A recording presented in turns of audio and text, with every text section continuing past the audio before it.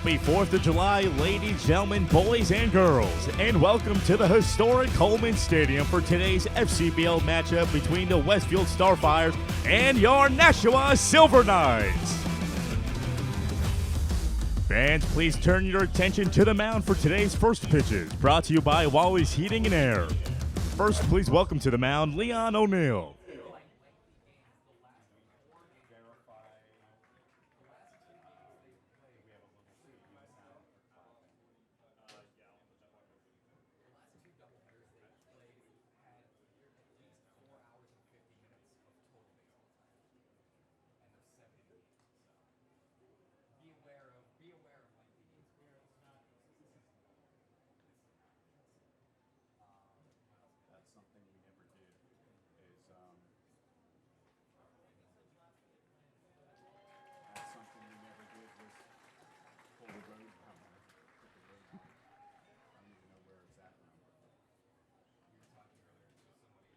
Next, please welcome for Wanderlust Therapeutic, Melbourne, Summer, and Violet.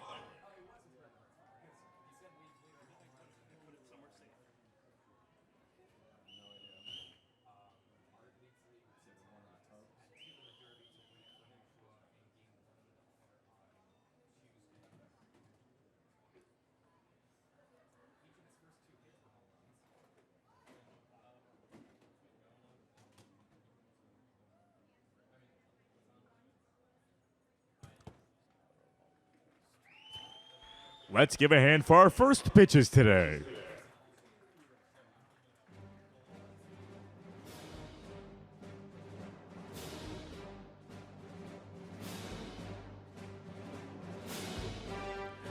The starting lineup for Westfield.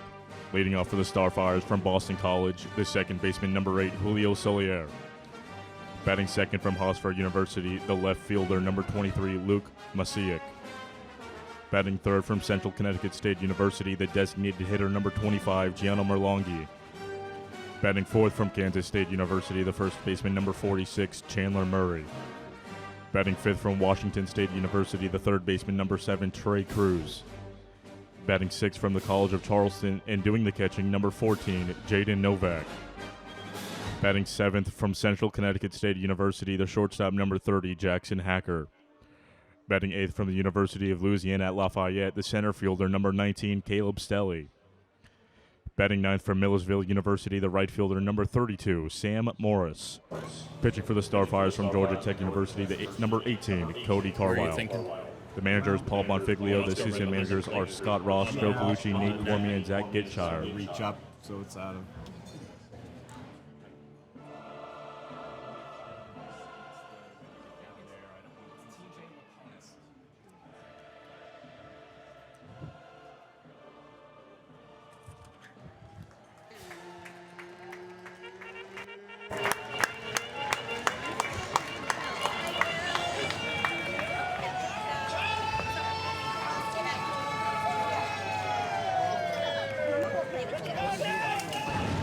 And now the starting lineup for your Nashua Silver Knights, brought to you by The Takeover. Leading off for the Silver Knights from Northeastern University, the second baseman, number 6, A.J. Ashatino. Batting second from Endicott College, the shortstop, number 20, T.J. Laponis. Batting third from Rutgers University, the right fielder, number 25, Owen Carey. Batting fourth from UMass Lowell, the left fielder, number 33, River Hart. Batting fifth from Stonehill College, the first baseman, number 14, Nate Carney. Batting sixth from Central Michigan University, the designated hitter, number 8, Drew Loikitz. Batting seventh, the Walter Bat Company hitter of the game from Southern New Hampshire University, the center fielder, number 8, Nader Wachter. Batting eighth from UMass Lowell and doing the catching, and number 13, Scott Donahue. Batting ninth from Siena College, the third baseman, number 26, Jeff Valdez. And pitching for the Silver Knights from Southern Maine Community College, number 61, Jason Libby. The manager for the Silver Knights is Kyle Jackson. The assistant managers are Brendan Martin, Spencer Bergeron, and Noah Walker. Ladies and gentlemen, at this time, we ask you all please rise if able and direct your attention to the American flag located in left field for the singing of our national anthem. Singing the anthem today is the world record holder for the most national anthems in 1 year with 500 performances. Please welcome from Nashua, New Hampshire, Al St. Louis. Oh, say, can you see by the dawn's early light what so proudly we hailed at the twilight's last gleaming, whose broad stripes and bright stars through the perilous fight o'er the ramparts we watched were so gallantly streaming, and the rockets red glare, the bombs bursting in air, gave proof through the night that our flag was still there. Oh, say does that star-spangled banner yet wave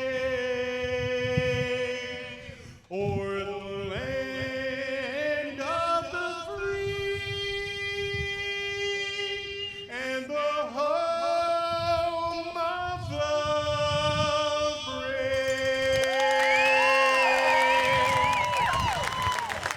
Hello, everybody, and welcome to historic Holman Stadium, scene of today's 4th of July morning game between the Nashua Silver Knights and the Westfield Starfires. Another sun-splashed day in what has been an ideal weather week here for the 4th of July. Hello, I'm John Collins along with Tom King. And Tom, ready for some baseball today on the 4th? Yeah, ready or not, here we come, right? Yeah.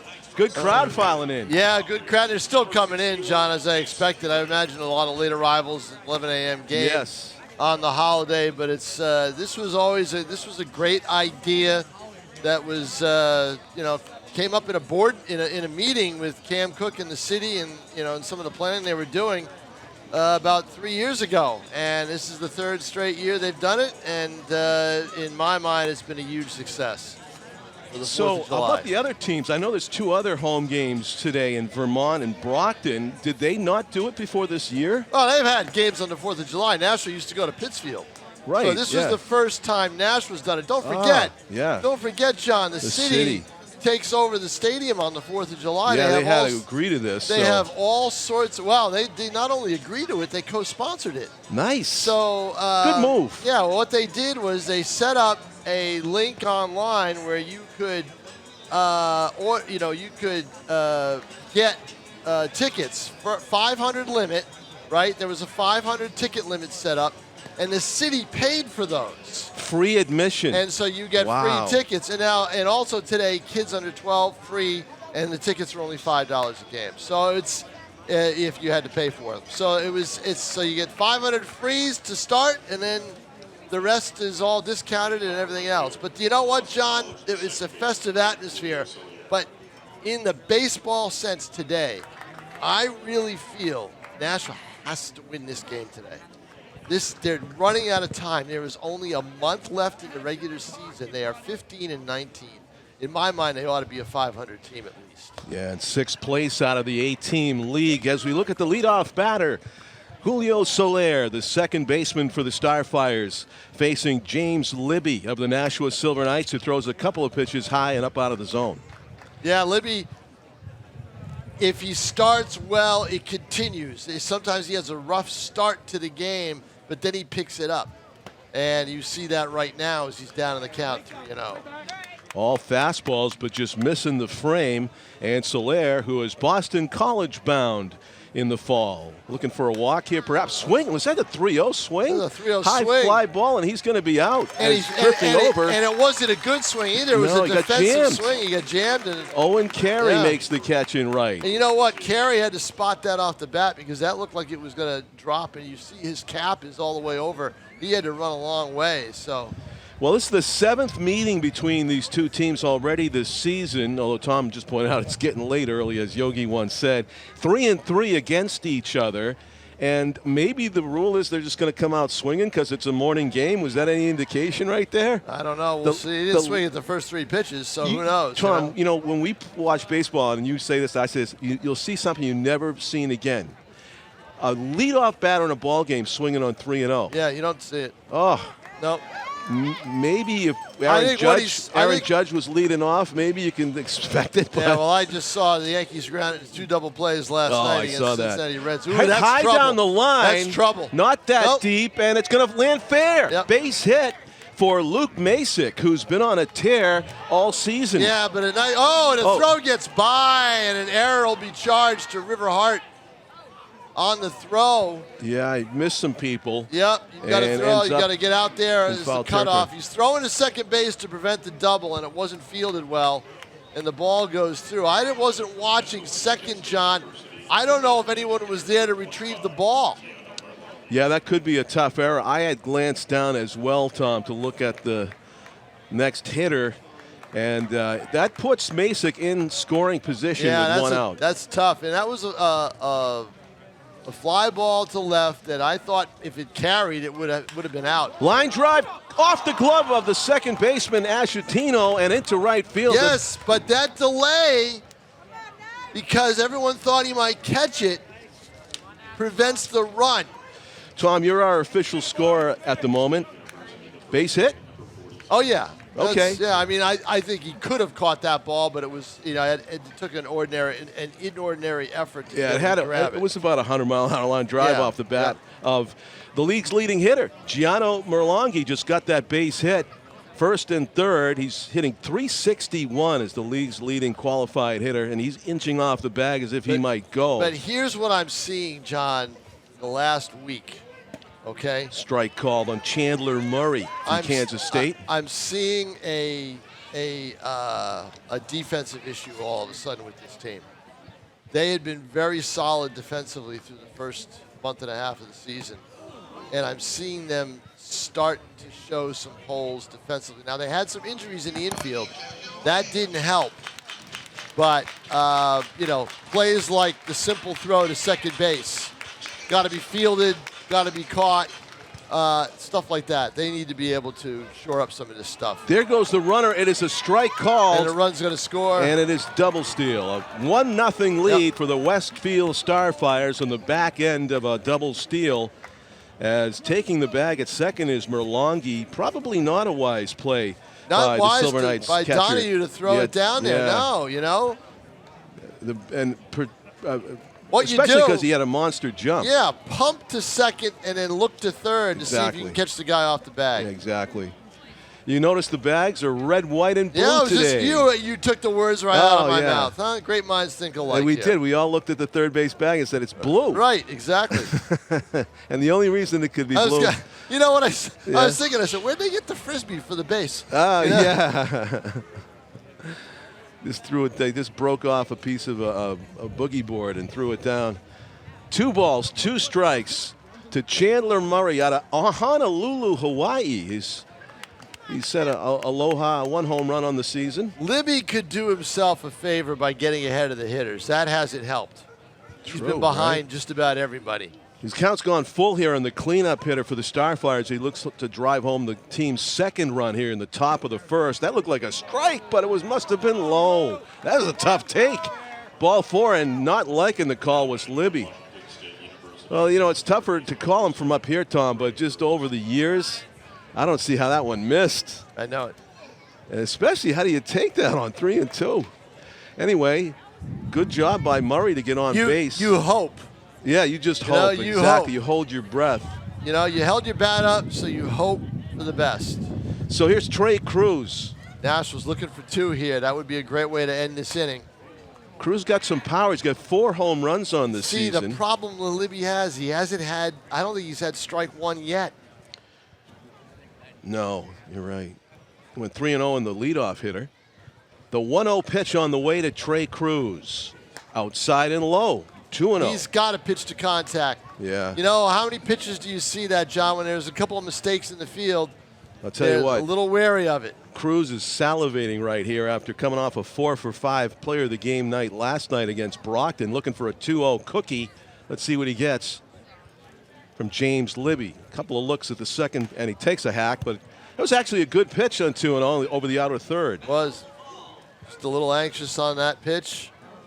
Boy, you talk about Brockton, they have fallen off the map. They are back down to where we're used to seeing them. They're in seventh place with just 10 wins. You're wondering why the umpire walked out to the mound all of a sudden to hand the baseball to the pitcher, because that ball, that foul tip hit the left wrist of catcher Scott Donnie. That was a courtesy walk by the umpire to kindly give the catcher time to recover from the foul tip. 2 balls and 1 strike. Hack back to the screen. There is an unofficial pitch clock in this league. The umpires do keep a tally. 2-2 as James Libby fights his way back into this at bat versus a hot hitter for the first place Westfield Starfires, threatening to put up a crooked number here. This inside move, no hint of a double steal from the Westfield runners. Slightly open stance, left-handed batting. Cruz fouls that one off right on the outside corner. Right, tough hitter. He is very, very swing happy here. Anything's close, he's swinging at it, and Libby either has to blow it by him, John, or try to fool him with an off speed. I'm afraid if Libby gives him an off speed, it's going to hang. See what he decides to do. That's another fastball and almost a fair ball. Down the line, goes well foul into the Westfield bullpen. And he is not afraid to take it the other way. You can see.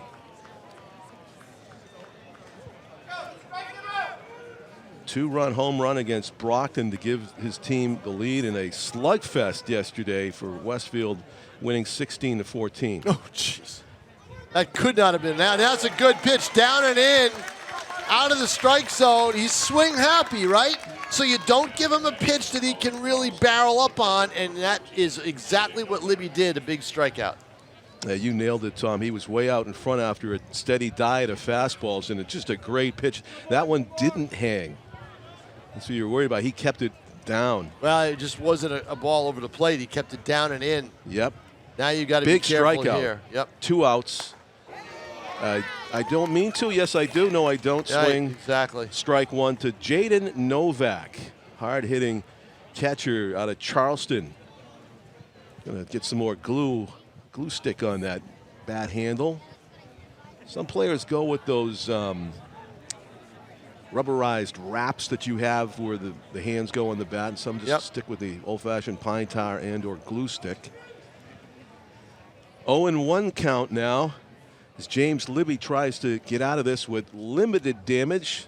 1 run in for Westfield. Ground ball over the mound. It's going to be a tough play to his left and in time at first base to make the play. TJ Laponis. Laponis makes a great play. And I talk about that defense. Yeah. That was the play you needed. It was a ground ball, but it wasn't hit awfully hard. But that meant that Laponis was going to have to hurry up and get there in time, and he does and makes the big play. So Libby trusts his defense, gets a big strikeout, and it's a 1-0 lead only for Westfield, holding them to 1 run here as we go into the bottom of the first inning. Tom, we are hoping to get from you the Knights defensive lineup, followed by the Westfield batting order. You're going to make me work here, John, huh?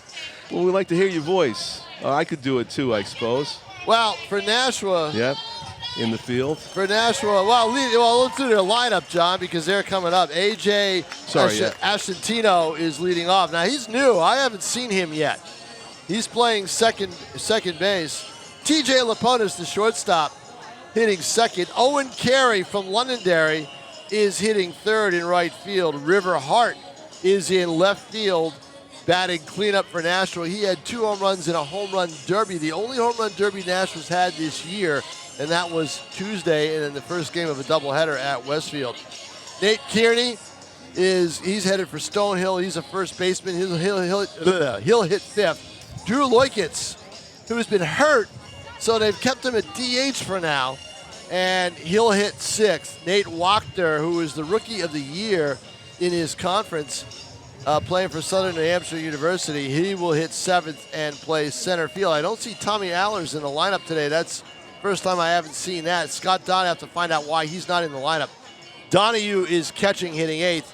Jeff Valdez from Siena College, my hometown area of Albany, New York, in Loudonville, is hitting 9th and playing 3rd base. Take it away, John Collins, with Westfield defensively. Westfield defensively at catchers, Jaden Novak. Their pitcher's going to be Cody Carlisle, a tall, lanky lefty out of Georgia Tech with a live fastball. He'll strike some people out in this game, as if his past performances are any indication. At 3rd base, they have Trey Cruz. 2nd, Jackson Haker. At 2nd base, it's Julio Soler. 1st baseman is Chandler Murray. And in the outfield, from left to right, Westfield, Luke Masick in left, Caleb Skelly in center, and Sam Morris is the right fielder. On a beautiful day for baseball here in Nashua. Lanky lefty.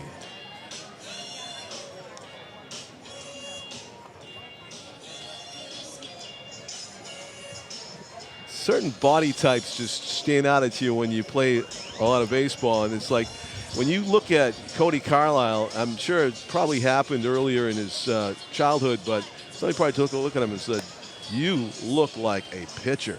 Yeah, huh? Yeah. Tall, lanky, either that or a first baseman, right? Easy gas. Yeah, you know? one or the other. And a first baseman, that's right. Good Let's call. put it this way, John. He doesn't look like a shortstop. I know. All right, that's well, that's why I got picked to play second. I don't want to make the reference again. exactly. Fever pitch reference. But yeah, right, there you the go. casting director was looking at all of us in a group, and he pointed at me, middle infield, and Yep. Oh, you're yeah. right. That's how it works. It's either that or catcher. I would have said one or the Okay, other. yeah. So Tommy Allers is away. He's away with his family. So he will not return likely until Saturday. It's not as bad as it seems because they don't play tomorrow. They have an off day tomorrow, I believe. And then they're back here on Saturday to face, I'm not sure who they face, but I'll be here Saturday at 6. So leadoff batter for the Nashua Silver Knights, staring up at a 1-0 deficit here in the bottom of the 1st inning. A.J. Ashestino swings at the first pitch and hits a high fly to shallow right. It's going to be gloved by Sam Morris. 1 up, 1 pitch, 1 down in the Silver Knights first. That didn't take long. No. He got a good pitch to hit, too. Yeah, he did. Yeah. Yep. Rifles it to right field, but right field playing shallow. So both the leadoff hitters fly out to right, one on an 0-0 count, the other one on a 3-0 count. Look how shallow the outfielders play at John Collins. Center fielder is just daring. If Owen Carey, TJ Leponis to hit it over his head. Leponis or Carey, I bet with Carey they move back. If Leponis could line one over the head of the center fielder, he's got a triple easily. Oh, you were almost a prophet, but instead it's a kind of a lazy high fly down the right field line. It's Sam Morris getting some work in right field to begin the game. 2 up, 2 fly balls to right. Well, 2 not out. only 2 up, 2 down, 2 pitches, 2 down, right? Oh. It's a quick inning. Wow. In playing, it was often the case where if the 2 batters in front of you in the lineup did this, they they made outs on 1 pitch. Yep. Everybody, not only just the manager, was screaming at you, take one, Take one for the team. But there you see, and then the pitcher knows that, and he throws down the best pitch you're going to see to hit right the entire down, right at-bat. down the middle, a pitch that should have been hit, right? Right, and now you won't see one that's that good for the rest of the at-bat. The 0-1. There's case in point, 1-1. This thing will probably be a front door curve, slow, trying to throw it at you and make you flinch. Well, the lefty key on is, lefty's tough. With key this is how Carey could hit lefties. He has during the season. He misses high with that, 2-1. So what Carey is not afraid to do is take it the opposite way against the left-hander, which you'd like to see. yeah, it's a good matchup to do that in. Go the other way against Carlisle. The 2-1. Ooh, that almost hit him. Good spin move out of the way. Hey, youngsters watching, that's exactly how to take a pitch inside. Turn toward the umpire. He's got to turn his back a little bit more. He would have gotten a hit. Yeah. The 3-1 misses badly outside. So Cody Carlisle lets the lefty walk. Look at that. Did we have a swing there? I don't even know if we did. We had one swing? Yeah, one swing, right? Did, right? Fouled it off. Yeah, fouled it off, right. Right. I forgot. After 2 takes. So here's River Hart, the home run derby king for Nashua. He has the lead. Those two homers don't count in the home run totals, but he's got 6 on the year, from what I understand. 6 or 7 on the year. Leads the league. Lefty on righty here. River Hart takes a strike over the outside corner. River Hart, UMass Lowell. Took one on his second year. Took one on that left elbow. You see it padded. Yeah. Missed a week as the swelling went down and the x-rays were negative, so he was lucky there. Otherwise, Nashua would have lost one of its better hitters. He had just been starting to come on after a quick start, then a fade, and now he's back at it again. Carlisle checks the runner at first twice and comes to the plate. Strike 2. Top of the zone, down the middle, and it's 1-2 on River Hart. I'd be surprised to see Carey take off here, though, because not a bad idea if he's out to have River Hart leading off next inning. Yeah, first move maybe. Let's see. Yeah, he did. Fisted right over my head, though. River was forced to swing at it. Looked like it was in the zone. And a great jump by Owen Carey, but he'll have to trot back to first. Nice crowd here on the 4th of July here at Holman this has Stadium. been a popular game, which is why they keep doing it. City has taken well to it. Swung on and missed, strike 3. Carlisle gets his man with 1 left on. It's a 1-0 Westfield Starfires lead as we go to the top of the second inning. All right, John Collins, I am going to head down. You are going to be joined by the Director of Media Relations for the Westfield Starfires. Seth Dussault. Yes, he will be taking over for me for an inning. Excellent, okay. Seth, good to see you, and here you go. Seth Dussault, Director of Communications for the Westfield Starfires, the first place Westfield Starfires. Welcome, Seth.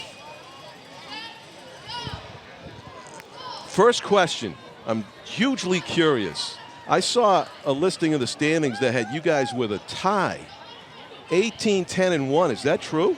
So the way the Futures League operates is if a game is tied following regulation, they play 1 extra inning. And if it is still tied after the extra inning, they do a home run derby. And much like the National Hockey League, if you lose a home run derby because it's not really normal baseball, you still get 1 standings point. Oh. So, and that was actually against Nashua in Westfield on Tuesday, the first game of our doubleheader that we played against you guys was. Right, and River Hart was the one that hit the 2 homers. And yeah, so that explains why you have a tie and nobody else does. Because the other team gets awarded a win? Correct. It's well, that's fascinating. Like I said, like the NHL, if you win the shootout, you just get a win. If you lose, you don't get a loss. You get effectively a tie. And that was the first home run derby in the league this season. So we were fortunate enough to have that happen at home at one of our home games, but obviously not the result we wanted. First pitch swinging. Jackson Haker dumps a single into right center field. 1 up, 1 pitch, and 1 leadoff batter aboard for the Westfield Starfires. Seth Dussault, Director of Communications for the Starfires, is here. And Seth, you guys having a dream season or what? Everything going according to plan? First place? Yeah, I mean, this is as good as we've ever been. This is the most wins we've had through this point of the campaign. I mean, it's our 6th year in the league, and I think we've figured it out. So hopefully this continues. And swinging at the first pitch, Caleb Stelly fouls it off himself. 0-1 will give him a moment to recover. The home game here for the Silver Knights, a big tradition. Is it your first time experiencing the 4th of July game as Westfield comes in here?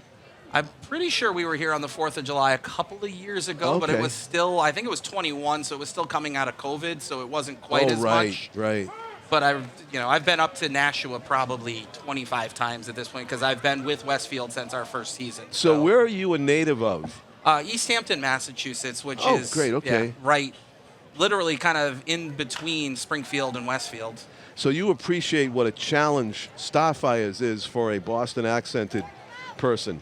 I always joke because I work at American International College full time during the year. And Oh, yeah? Whenever we're on the road, far flung wherever with our hockey team, and I tell people we're from Massachusetts, they always go, but you pronounce the letter R, and I go, no, I'm from Western Massachusetts. We teach all 26 letters of the alphabet there. That's great. Yeah, you're getting closer to New York, and that's fun.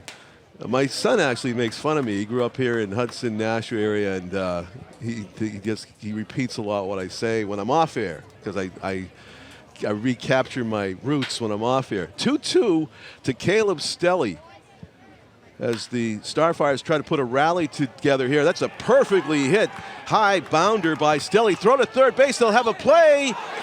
The tag is made. He's out. What a tremendous play on both ends. The throw by Owen Carey and the pick by Jeff Valdez Jimenez. And right there, I don't blame your guy for going on that. Jackson Haker, took a great defensive play to get him, Seth, and that's what we saw.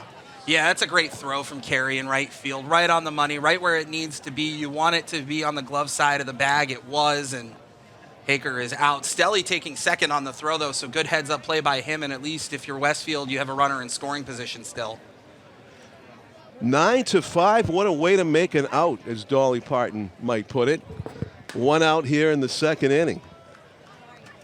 Great throw from Owen Carey out there. So that keeps the runner off of third base, but heads up play, Caleb Stelly in scoring position at second. Sam Morris out of Millersville, Pennsylvania.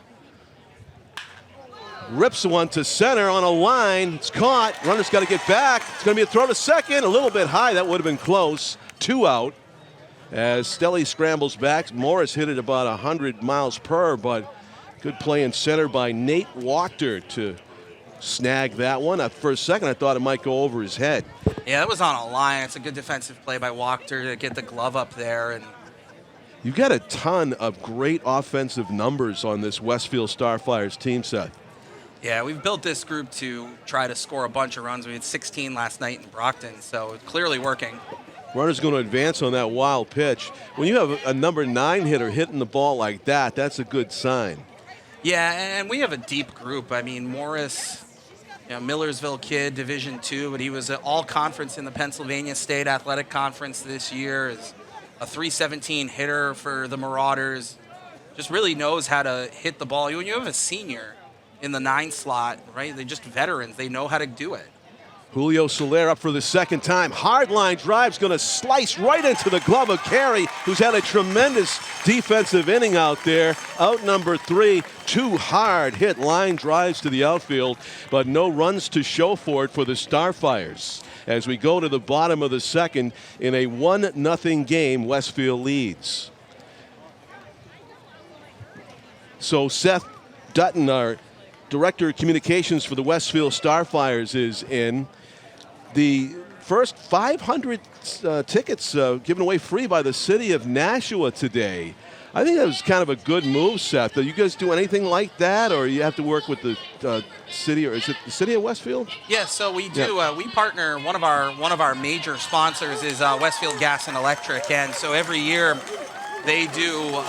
We do Westfield Gas and Electric Night, where not only do they give away tickets to all of their customers, which is the majority of the city of Westfield, they also do a fireworks show. So it's, we had that game earlier this year, had close to, I think it was a little over actually 2,000 people at that game because of that. And it was fantastic, even though we had to move it last minute from the Friday to the Saturday because the Friday got rained out.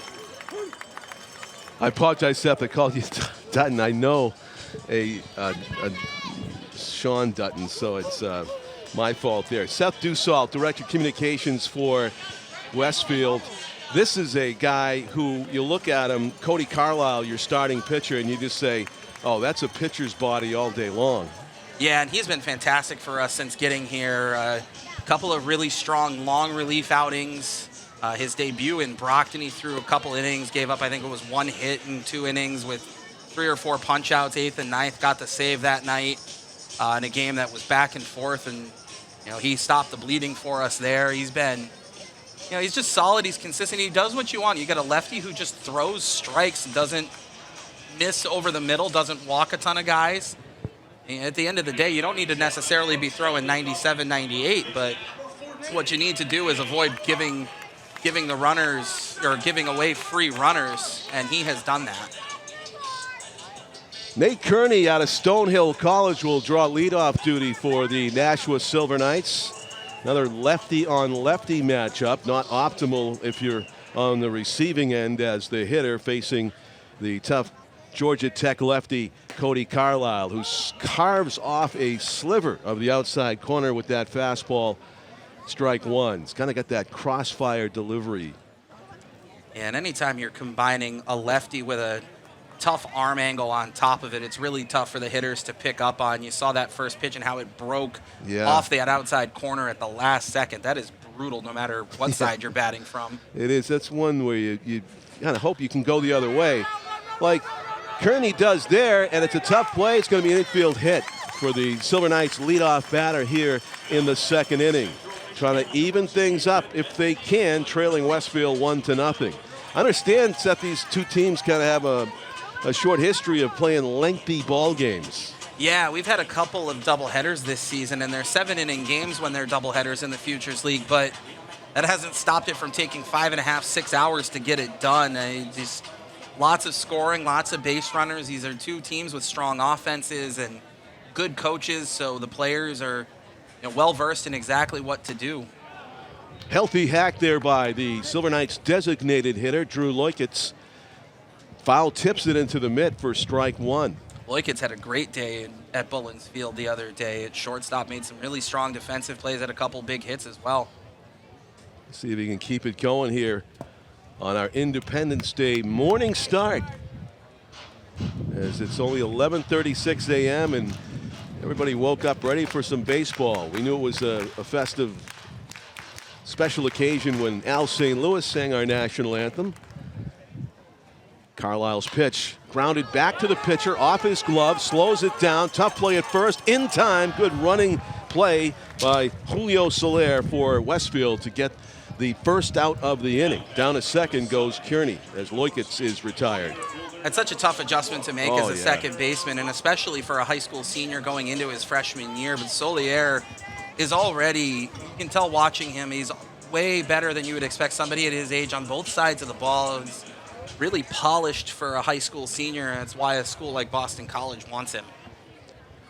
Yeah, that was, he reacted like a mature ball player in that one. You just charge it, put yourself in position to make the play, and it's exactly what he did. He made it the out at first, swinging through that one. Nate Walker, the center fielder for the Silver Knights, getting his first at-bat of this Independence Day game, facing Cody Carlisle with one out and one on in scoring position for the Silver Knights. Healthy lead there for Kearney off of second base. That's on the inside corner. Walker jackknifed away from it a little bit, but it did catch the plate, and it's quickly 0-2. It's that late movement on the fastball, tails in on right-handers. That you're going to get a lot of righties getting jammed. Yeah, he must have like put that. some cut action on it. The 0-2 pitch. Jams him, not playable in the seats. Oh, good job of one young lady from avoiding getting plunked there. I think it actually hit her seat. Yeah, it landed right behind her. But behind her, yeah. Yeah, but like I said, that's exactly what Carlisle wants to do. He's trying to jam the righty inside and get him to pop out. See if he does it again. So he goes back in there. Potential tying run at second is Kearney. Carlisle kicks and throws, and it's almost headed for Seth Dussault in your booth over there, but the netting is just high enough, as it usually is 98% of the time here at Holman. Yeah, not used to being right behind home plate. No. Where we are at Bullens, we're actually on the third base side, basically right above where our dugout is here. Do you see the F-Troop Tower over there where we have it at Holman? We used to do games over there before they renovated Holman like about 20 years ago. It was back when the Before the, I think the Butch Hobson and the Atlantic League Nashua Pride came in, used to do games from over there. And that was a little hot box over there, no air conditioning. Yeah, glad to be behind home plate in the fancy press box. Bullens Field, huh? Yeah, you guys happy with the facility? We love it. We think it's the best home field advantage in the league. Really? It's what makes it so? It's just the ballpark itself is high to center, having to go back and get it, way back to get it, and catching the ball short of the track. Caleb Scully does his Willie Mays impression, but he was able to make a above-shoulder catch for out number 2, and advancing to third base was Kearney. A long fly out by Wachter. Well hit, but Caleb Scully covers a ton of ground. He is agile. You could see if you could play shallow and you could still make that play. That shows why he decided to stand where he did. You don't want it. You don't want anything falling in front of you, obviously, but you risk giving up that, but able to make the adjustment and make the play. So trying to come up with a clutch 2-out hit to drive the run home. Scott Donahue first pitch swing. The Silver Knights catcher fouls it off to the right and out of play 0-1. So we interrupted your home field advantage at Bullens. Yeah, Bullens, we talk about, you've seen the hashtag on social media, Bullens Magic, if you follow us on social at all, at Starfires BB, by the way. And we firmly believe that the ballpark is our 10th man. You see strange hops that seem to only happen when the visiting team is in the field. You see stuff fall in that you would think for sure would be an out, but somehow it manages to find a way, and it's special. And the city of Westfield is great and have really embraced this franchise. So we have great community support, which obviously is critical, as well as here in Nashua. They do a great job with that as well. Yeah, that's key to a successful franchise. Fly ball out to right fielder Sam Morris. A couple of deep flyouts, but no runs for the Silver Knights after 2 full innings of play. It's Westfield 1 and the Silver Knights 0. Seth Dussault, our Director of Communications for Westfield, our guest.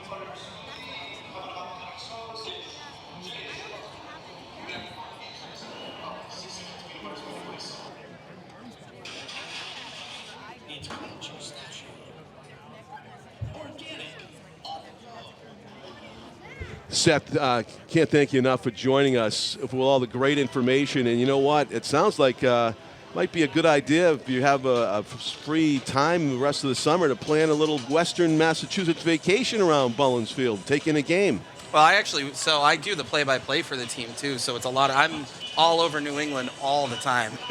I could tell you got the play-by-play voice going. It was a pleasure to have you on. No, I appreciate the opportunity. And sure. Again, to be able to talk about our team and the city and all that we are doing in Westfield. So thank you. You're welcome. And good luck the rest of the way. Appreciate that. Thank you. Seth Dussault of Westfield. So we go to the top of the 3rd inning.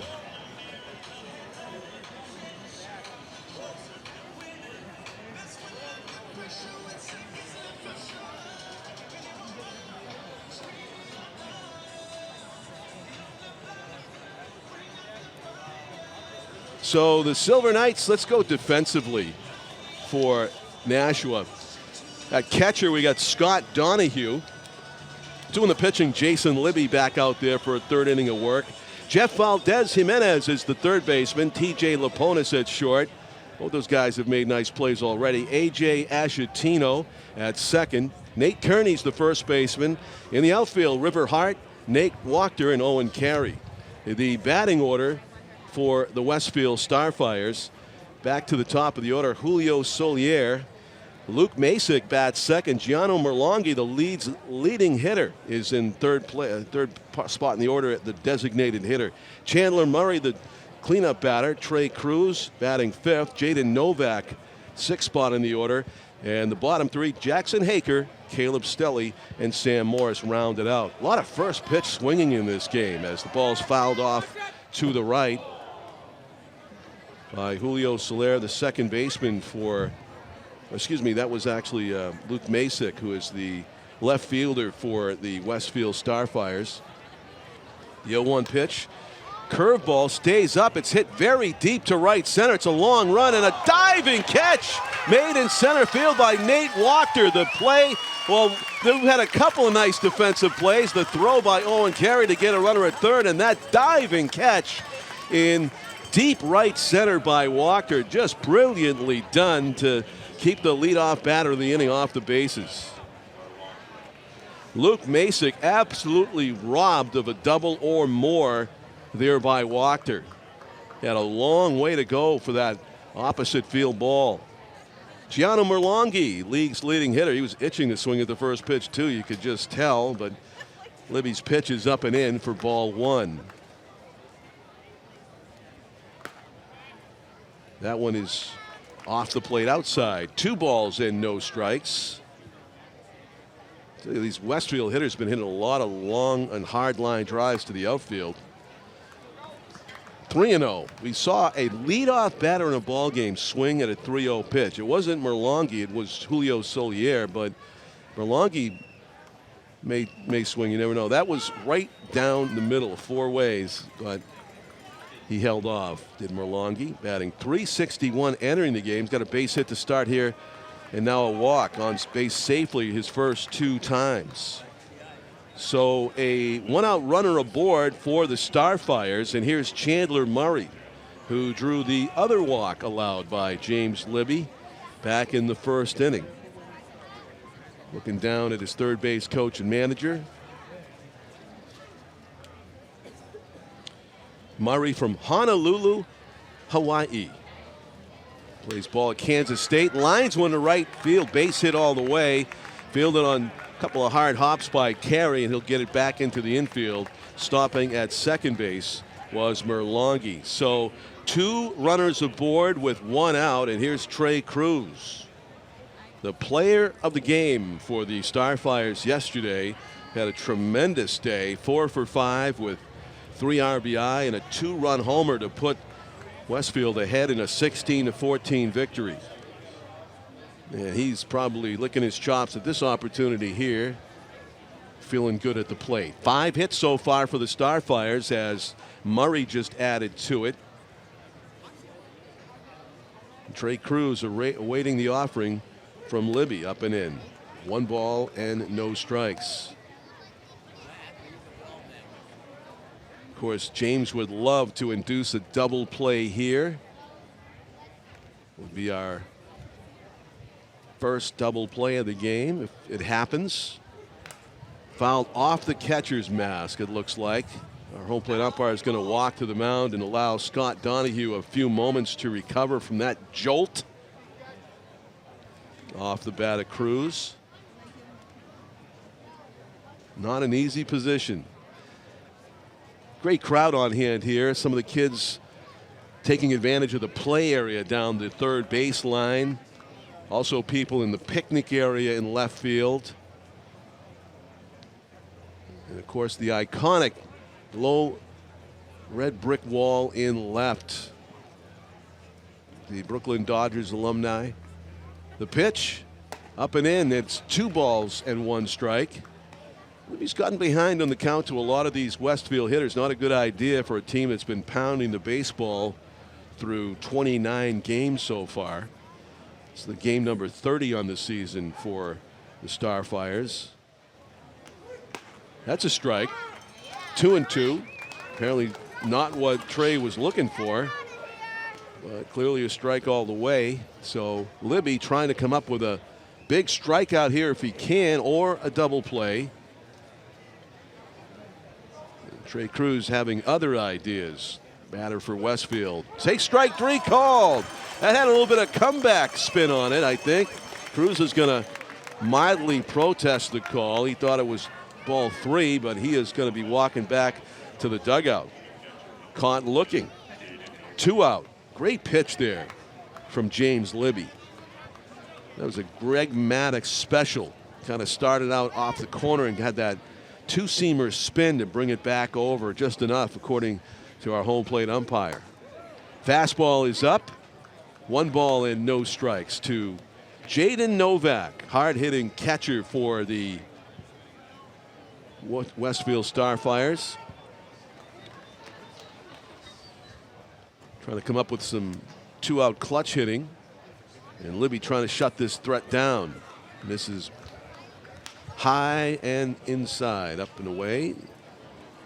Donahue had to come up out of his crouch to glove that one.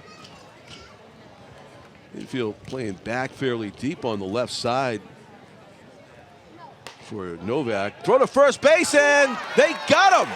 What a throw by Donahue in the backside to catch the runner, Chandler Murray, too far afield, and Nate Kearney applied the tag, got the call, and that is the third out of the inning. Picked off of first base was Murray for out number 3.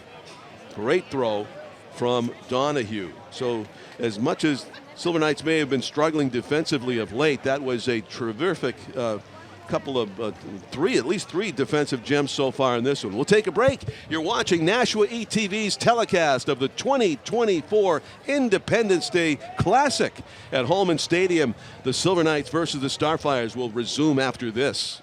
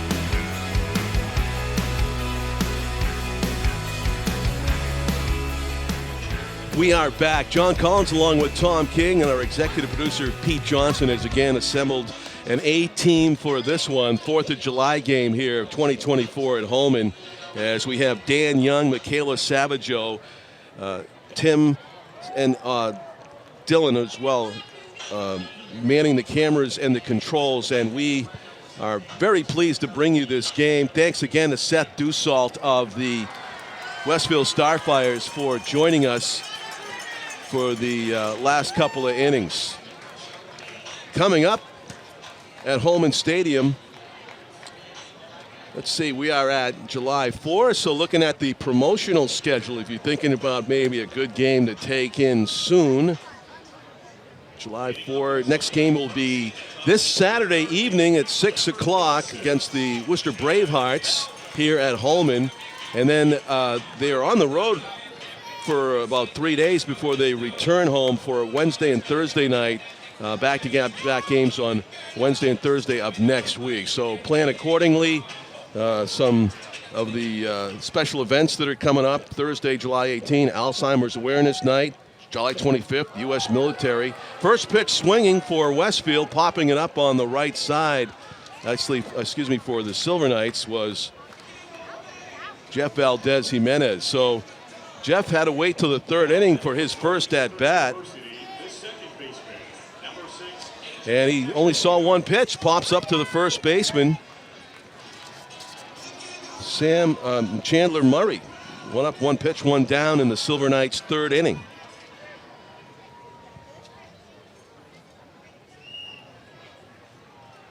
Ground ball, second baseman. Bobbles it, throws to first, not in time. It's a wild throw. Runner will stay at first base, so it's not a two-base error, but a little bit of a lapse there by Julio Solier on what a play I'm sure he would tell you he should have made. And A.J. Ashatino is aboard via the error. It's first error of the game for Westfield. Silver Knights have one, so one apiece.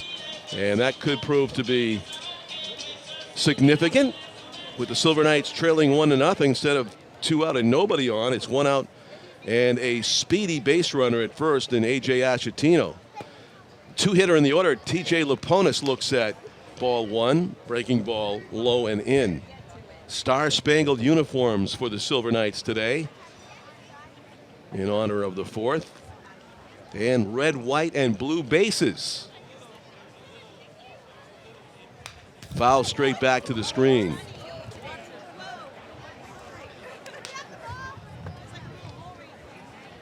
Tim O'Neill on our home plate camera, and Dylan Smith alternating with Dan Young on our camera down by the first base side. Also, we've got a view from third base and center field. Got it all going on here on Nashua TV.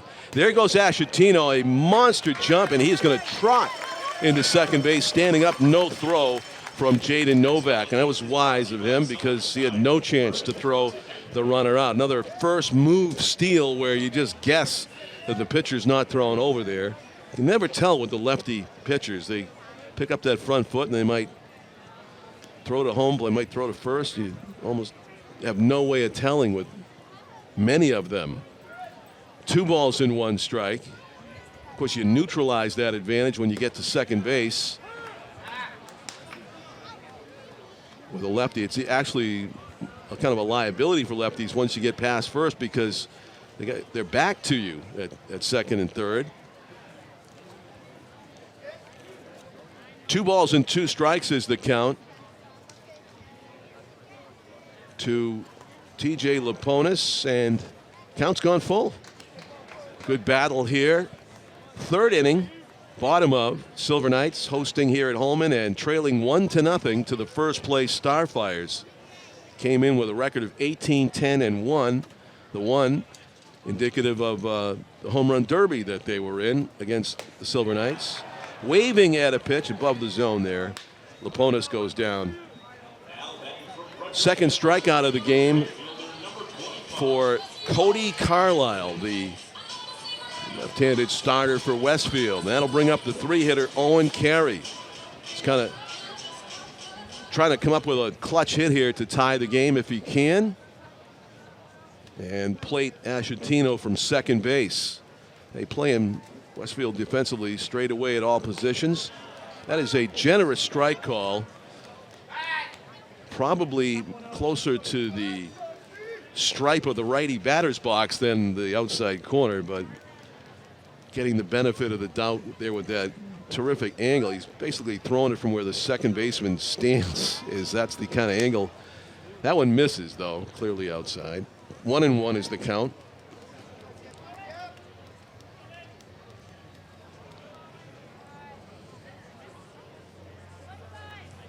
Checking the runner at second base. Carlisle comes to the plate. Outside. He thought it was the repeat of the first pitch that was called a strike, but the umpire indicated with his hand, no, too much that way. 2-1 is the count. Looked like Carey might be creeping a little bit closer to the plate, thinking of going the other way maybe. That one, though, great pitching by Carlisle. He came back over the inside corner. Maybe they picked up, maybe the catcher, Novak, picked up on the fact that the batter was really getting close to the plate with that back foot, and they went inside with a strike. So it's 2 balls, 2 strikes, 2 outs. The pitch hit to center. Kind of an off-balance swing by Carey, and an easy play for out number 3. Caleb Stelly puts it away, and the Silver Knights being held scoreless by Cody Carlisle through 3 innings. A 1-0 Westfield lead here at historic Holman Stadium. Continuing the promotional schedule after the July 25 U.S. Military War Dogs and Hometown Heroes game. On Friday night, July 26, it's baseball card giveaway night. It's a salute to service here at Holman Stadium right now on the 4th of July as we celebrate our freedom provided by our armed forces and give thanks to the fine folks in uniform here at Holman. Saturday, July 27, another salute to service and a jersey auction. On Sunday, July 28, it's always a fun day to be here with the superheroes and princesses at the park. On Sunday, July 28, dress up and come on down to Holman. In August, a couple of home games on the 1st and the 2nd, followed by the playoffs. The Silver Knights hope beginning on August 5th. We'll see how that plays out, but for right now, we are in mid-summer form here at Holman Stadium. Tom Rue of Colby College is into pitch, and we saw a tremendous relief performance by him last time he was on the mound. Number 47 for the Silver Knights, Tom Rue, on in relief of James Libby, who went 3 innings, surrendered 5 hits, and just the 1 run. Give his team a great chance to come back and win this one here at Holman. Another right-handed pitcher is Rue.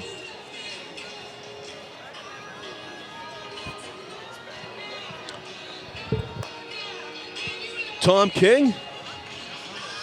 It's our old friend Tom Rue back on the mound for the Nashua Silver Knights.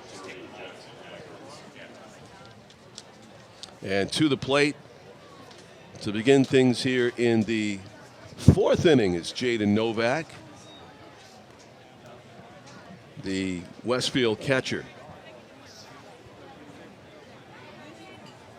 Novak has grounded out to short.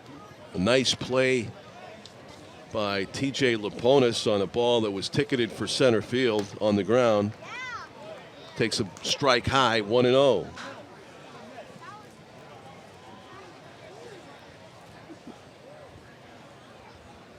Sounds like a toddler has a hold of the telephone. 2 balls and no strikes to the leadoff hitter for Starfires here in the 4th inning. That's a strike. Novak jackknifed out of the way, maybe trying to sell it. But it was a strike called. 2-1. Tom Rue on in relief for the Silver Knights. Very high, very deep to left. This has a chance. Back to the wall. Home run, Jaden Novak. A majestic blast high over the left field billboards to make it a 2-0 Westfield Starfires lead. He got all of that one, and all the Silver Knights outfielders could do was watch it leave. Good wood by Jaden Novak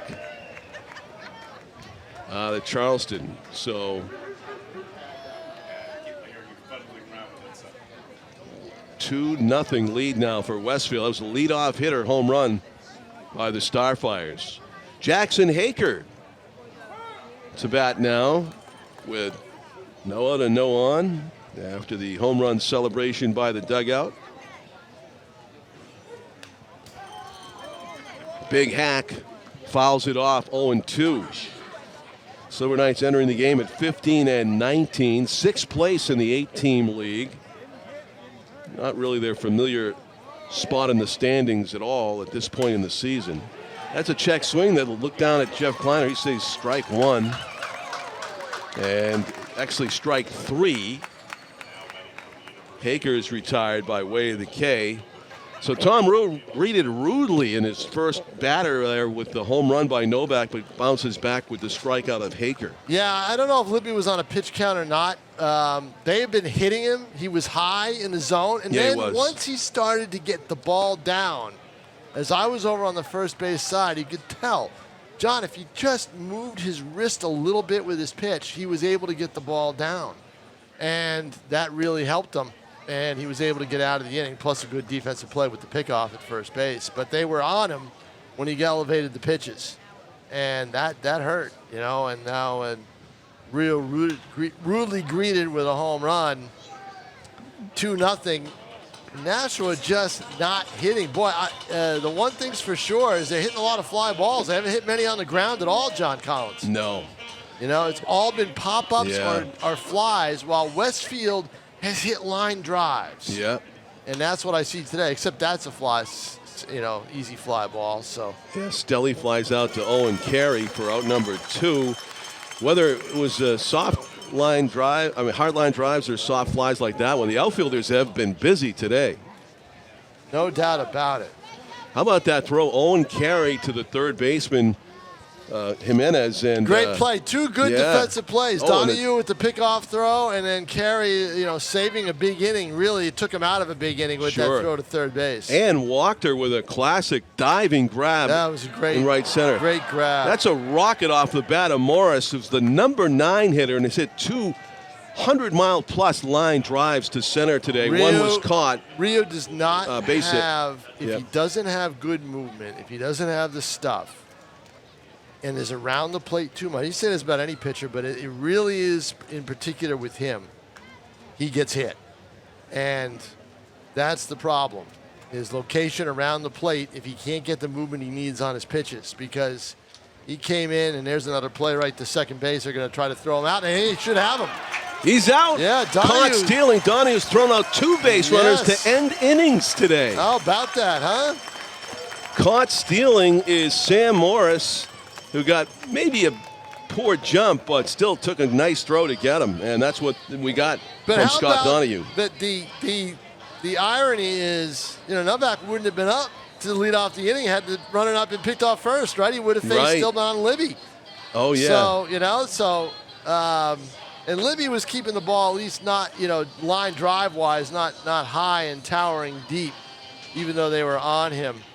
But again, Rio, if he's just doesn't have the break on his pitches and is around the plate too much, then you get all sorts of trouble. And that's what we were about to see in that inning. But Silver Knights defense takes it out. So how about the return of Mad Dog, huh? The guy we've heard his voice heard all around Holman, finish him and, swing and everything else. And he certainly has added a little life to the stadium this morning, getting his birthday cake. And he moved to Vermont, so he's left the area. And his mom, Pat Northrup, used to work at the Telegraph. How about that? Wow. By the way, Tom is talking about a real person, Mad Dog. Yes, Scott Northrup is his official name, but he's always going to be known as Mad Dog around here. No one calls him Scott, that's for sure. That's funny. Nashua needs to get some offense going. They've been held to 1 run over their last 12 innings. Yeah, not good. No, and I think it's more than that. I think they took a 4-0 lead in the second inning of Game 2 against Westfield the other night. So you add, and it was a 7-inning game, so you had 5 innings there. I think they've gone 17 innings, John, without a run. Ouch. Or with 1 run, with just one run. 17 innings, 1 run. All of a sudden the bats are quiet. Yeah.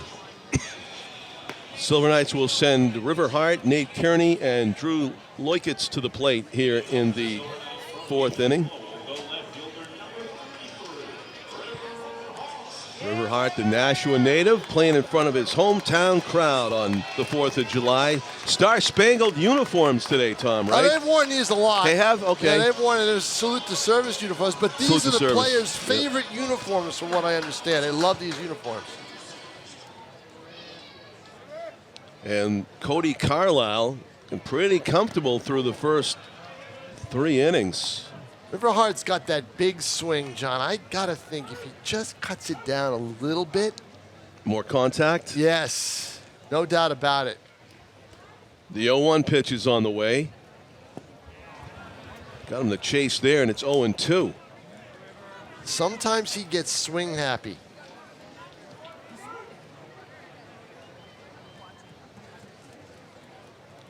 It's the thing, it seems like, that plagues great sluggers all the way up to the majors. It's guys that can really drive the ball deep, kind of sacrificing the amount of contact they make for those big, loud home runs. But those big, loud home runs have to mean something. Right. And so I'm thinking of a bunch of guys that I've been watching at the Major League Baseball level. Cedar Rafaela for the Red Sox comes to mind. Yeah, no kidding, huh? I know it. He's got a big swing, and usually his hits are big. And even Dante Bichette's son, Bo Bichette, for the Blue Jays, he seems to do that a lot. A strikeout or a bomb. And River Hart goes down swinging to begin things here in the 4th inning. That is the 3rd strikeout I have so far for Cody Carlisle. And Hart, 2 strikeouts on the day in the cleanup spot. Nate Kearney singled his first time up, infield hit.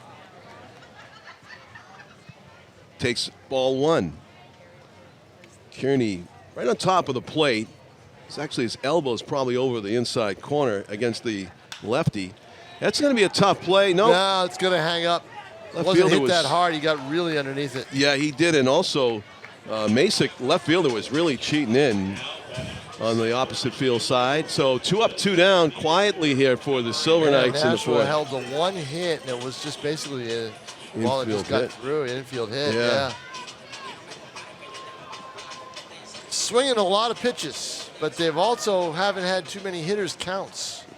Drew Leukitz grounded out to the second baseman on a good play by Solier back in the 2nd inning. It deflected off of Carlisle's glove, and Solier had to charge it and nip Leukitz at first. Right, took away the double play. It would have been a double play ball otherwise. Right.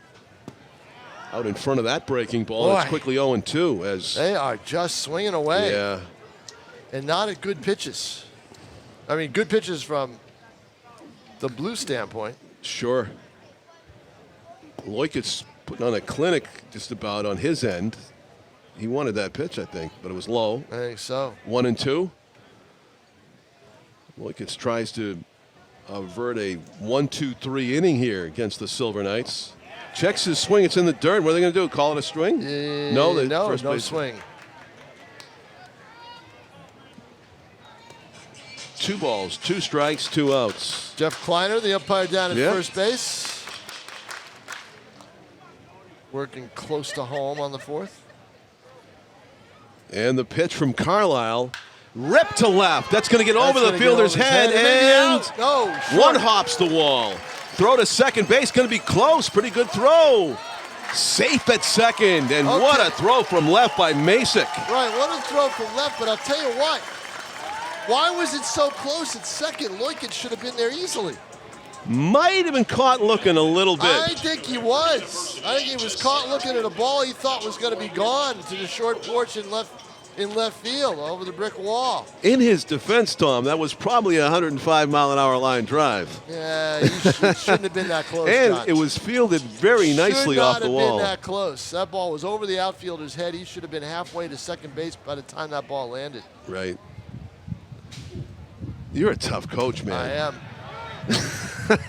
There's nothing I hate more than a hitter who's watching a ball.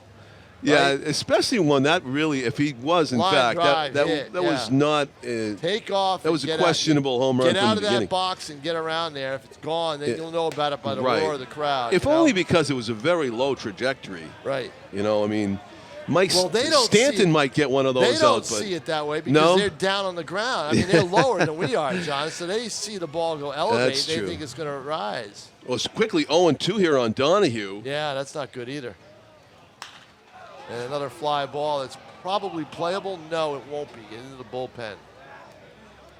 Yeah, just too far to run. It was catchable, Now, but here's not an reachable. interesting thing that I've noticed. Walker's All the the batter. relievers for Westfield are sitting next to the dugout. They are not down on the bullpen bench. Oh yeah. I noticed that when I was over there taking photos Can the earlier. umpire tell him to move, or if he wanted to? I mean, they're in play, you know. Yeah. I mean, but they're in play down the other way too. So I Yeah, guess they there's are. no real, yeah. you know. So that's I've never seen that before. Yeah, one guy put his chair down, the other one's followed. I guess so. I guess the bench is there for a reason. That's supposed to be where they're sitting. The pitch to right, and it's going to be fairly deep, but an easy play in the end for Sam Right Morris. idea, just didn't get it Yeah. a little lower for a line drive, and Nashua leaves another runner in scoring position, John Collins. Yeah, not good. So Nate Walker flies out. They did get the double, exciting hit by Leukitz, but nobody was on base, or else we would have a tie game. 1-0 Westfield leads it after 4 full innings here at Holman. Well, we wouldn't have had a tie game. It would have been 2-1. 2-1, right. Don't forget And the don't home forget run that by home run. Jackson Haker, a big. Haker, I mean, sorry, Novak. Novak would have been. Again, Novak would have been out. You know, who knows what he would have done in the inning before? But he let off that inning. Well, he would tell you he would have hit a 2-run homer if the guy didn't get picked off, a 3-run homer if the guy didn't get picked off at first. Right. So it was a solo job. And Tom Rue back out there for another inning of work in a 2-0 game.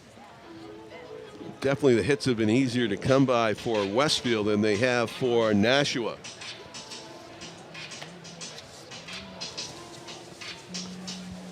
Crowd is all around the stadium. Yes, they are. Kids enjoying the play area included. Yep. I thought there was going to be a dunk tank today. I don't see one out there. They couldn't get that going. Maybe we had a mechanical malfunction or something. Maybe. You were going to volunteer for that? Well, wait a minute. What is that area? What is that area with the Castle?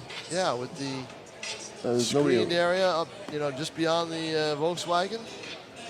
Oh, that might be it. Not sure. the yellow thing? Yeah. Yes, it is. Oh, it is. Yes, there it he goes. There it is. I just saw a splash. I did too. I saw a guy go right down in. I did not volunteer this year. No, you didn't. Yeah, somebody's getting back up on the stand. I for think the my Silver favorite Knights. Silver Knights employee, GJ, is the one who just loves the dunk tank.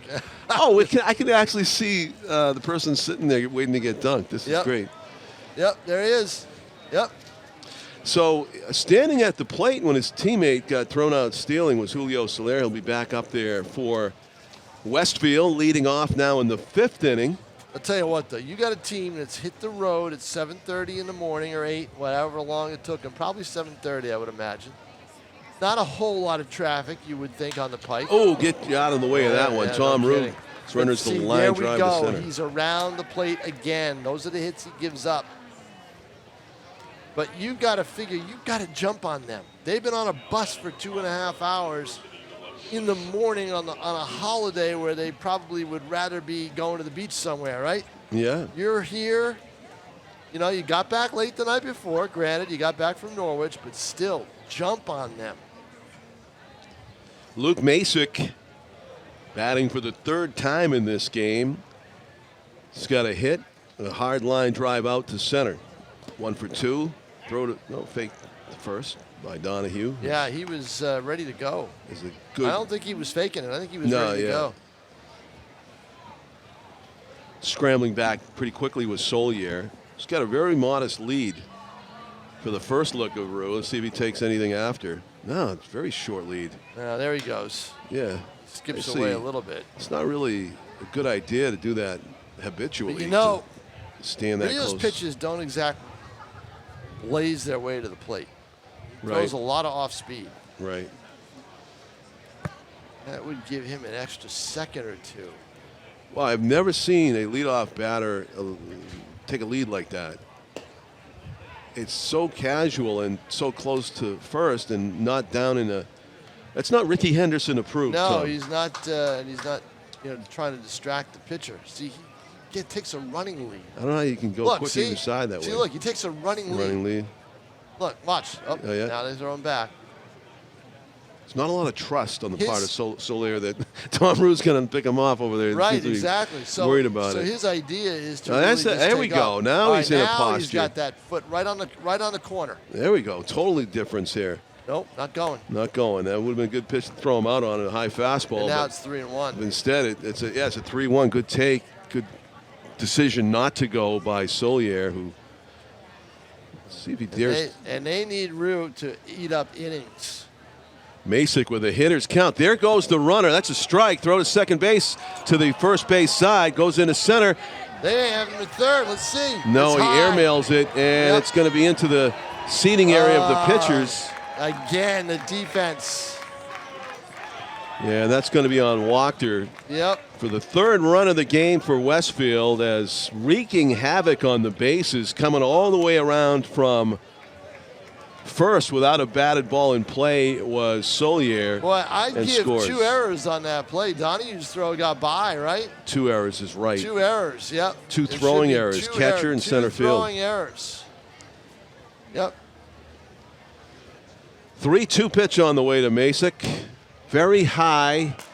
Sound like he broke his bat. And behind the infield and third baseman. And the way this team this team is hitting, they cannot afford to give up runs. Right.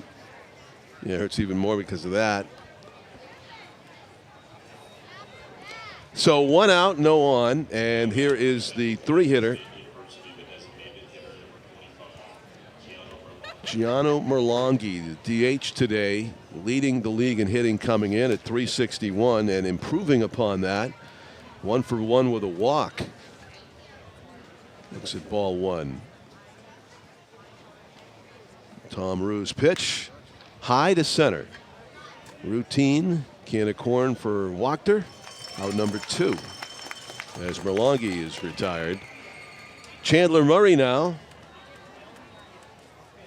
has walked and singled before he got picked off by the catcher. Donahue, his last time on the bases. Trying to start something with 2 out here in the 5th inning for Westfield. Just off the plate. Tom was talking to Seth Dussault, Director of Communications for the Starfires, about how this is the most Boston accented challenge team in the league, the Starfires. Oh yeah. And he was saying how, people ask him why, when he's from that Westfield, Massachusetts area. That's how he grew up. Why he doesn't have a Boston. There's no Boston accent. Yeah, he has to explain that to people all the time. He's like, "Are you from Massachusetts? How come you don't have an accent?"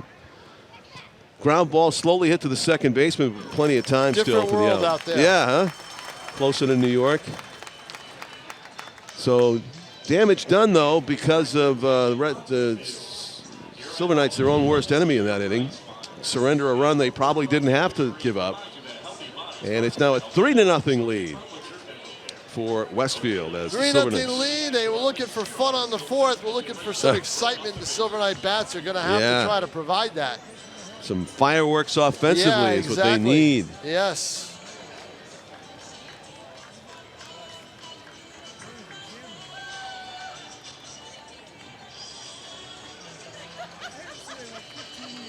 And Cody Carlisle back out on the mound. Georgia Tech.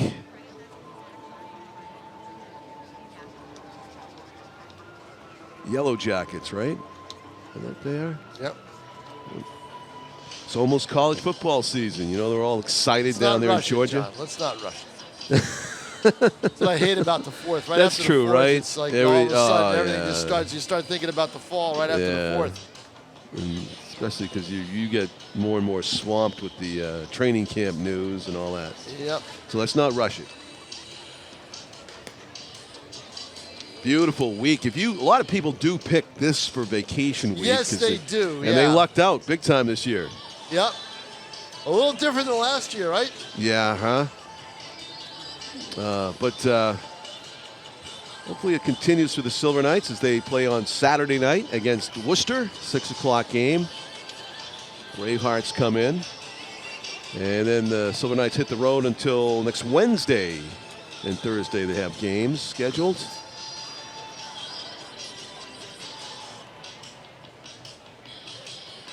Tuesday and Wednesday they'll be home.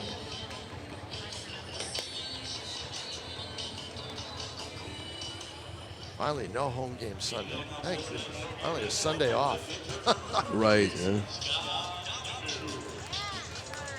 Between the decathlon in the middle of June and then the hockey doubleheader we did for the Invitational, and then the soccer last week, it's nice to have a Sunday kind of off this weekend. That'd be good.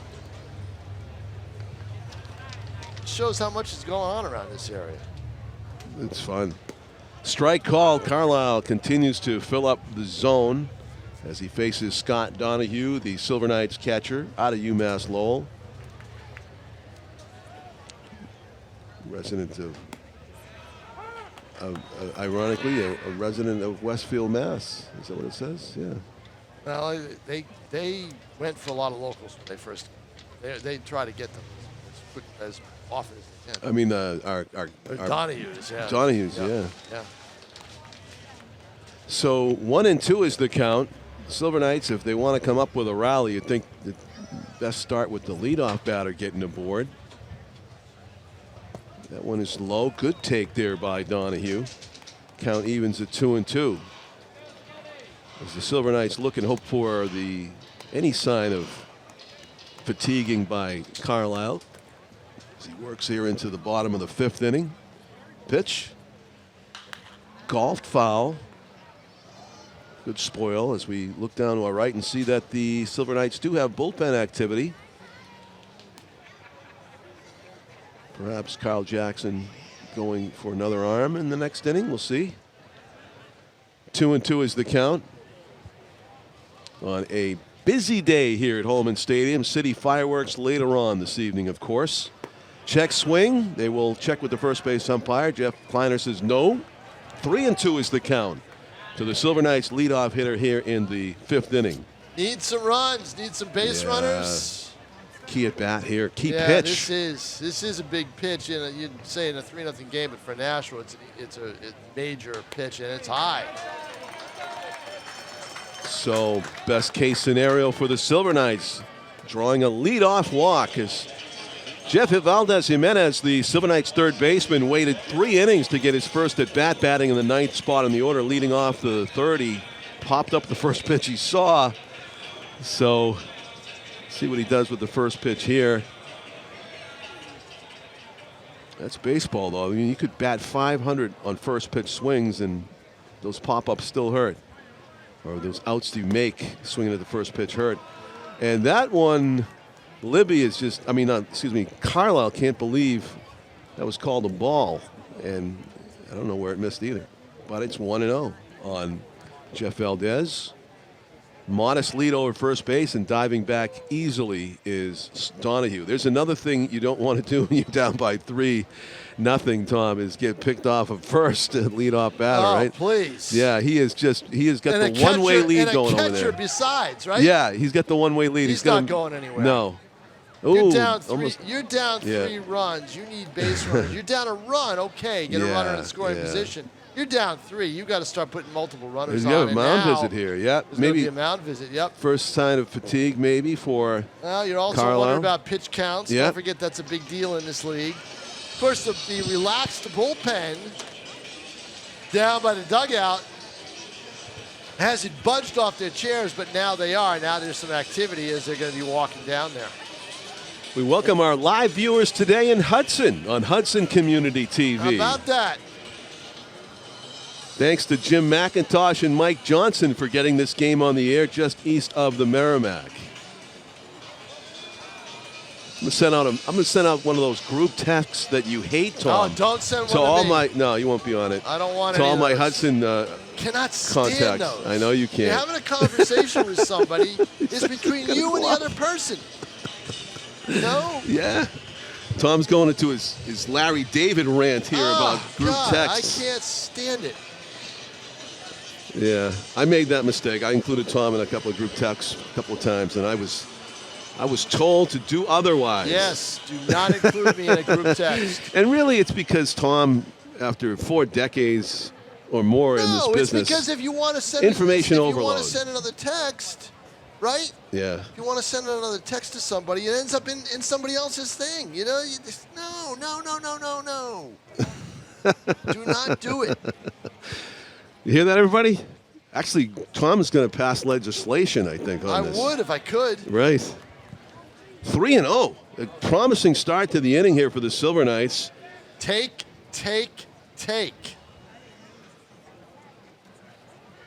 Dare him to throw 3 strikes, and he doesn't do it. And that probably was the last pitch for Carlisle. I don't think so, John. 2 walks to begin the inning. John, you see anybody down that bullpen? 0. Right. They've been sitting in the sun. Now all of a sudden a bunch of relievers go down there. Yeah. Maybe they got, as you said, Tom, literally too comfortable down in that bullpen. There's still nobody throwing. They're stretching. Wow. He's pitching for 3 or 4 batters at least. Yeah, he showed no sign of this in the previous innings, but all of a sudden the wheels may be coming off for Cody Carlisle. It's the 4th inning. When you hit it's the 5th inning. Once you hit the 5th inning in the FCBL, your starters are starting to wear a little bit because the pitch counts that they know they're limited to. And I think it's a mental thing sometimes. Yeah. So Ashatino saw 2 walks, and he swung at the first pitch. Now, in his defense, he's got the bad end of a lefty-lefty matchup, and he's probably thinking, rightfully, that Carlisle was going to groove that first pitch. He did. He just fouled it back. The 0-1. Strike 2. Generous strike 2 call there. Puts Ashatino behind in the count 0-2. Yeah, that's a pitch you can see him lining right to left field over the third baseman's head, but just couldn't quite reach it or ground it through the hole. Yeah, ideally, look at that hole. That's what you want to take advantage of. One thing you want to do is stay out of the double play here. Absolutely. The 0-2 pitch. Nope. In the dirt. Lucky, he almost went. He almost did. Ashatino has flied out and singled. One of the only 2 hits by the Silver Knights today. Would love to keep the train moving here as the first 2 batters are aboard safely with nobody out in the Silver Knights' 5th, trailing by 3 runs. Way out ahead of the breaking ball, strike 3. Not Swinging. what you want to see. Yeah.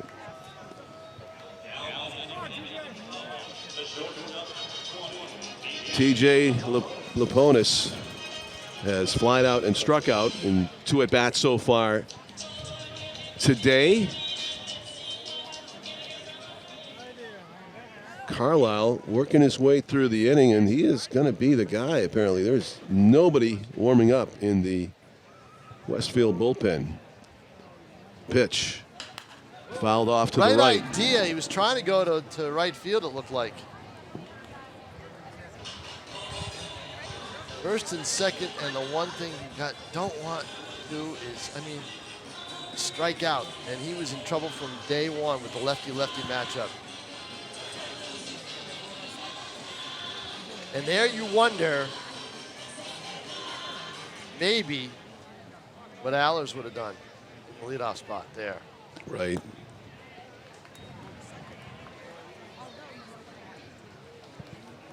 Sun-splashed Holman Stadium. Great crowd. Independence Day 2024.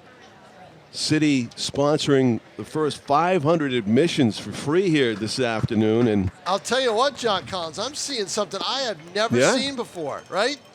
Look at the crowd down in left field. Look at this. Big crowd. Never seen that before. It's a great sight for the Silver Knights. People enjoying all nooks and crannies of this historic ball yard. Yes, that's what you want to see. This has got a lot to offer here. The pitch. High and not playable. Everybody heads up. Always like to hear that sound of cement. It means nobody got hit by the high pop. 2-2, 1 out. 5th inning, key moment in the game. You really have to keep, even with the netting, you've got to keep your eyes alert. Don't get too comfortable at a ball game when baseballs are flying. Carlisle checks the runner at second and comes to the foul back to the screen. Bonus on it. Yep. But you know what? This is where I throw a pitch down and away. Seems to be the Achilles heel, obviously, for a lot of hitters in all levels. And that's where I go. Yeah. Either that or high and in. One or the other, but not over the heart of the plate because the opponent's swinging at it. This crowd into the game, clapping rhythmically as the 2-2 pitch is on the way. Fouls off to the left. Got a pitch to hit. At 5:30 this evening, they have a free rock and roll concert, the Slackers, followed by the Spartans Drum and Bugle Corps. Nashua Hall of Fame inductions are at 8 p.m. Spartans take back over at 8:30 for the dusk fireworks show. And what a class it is. I wrote about it this week. It's online right now at NashuaTelegraph.com. Look out. Oh, look out. There's one. Oh, somebody made a nice catch out of our view to the right. But what a class tonight. Guys that we know. Tony Johnson, former Bishop Girton coach and player.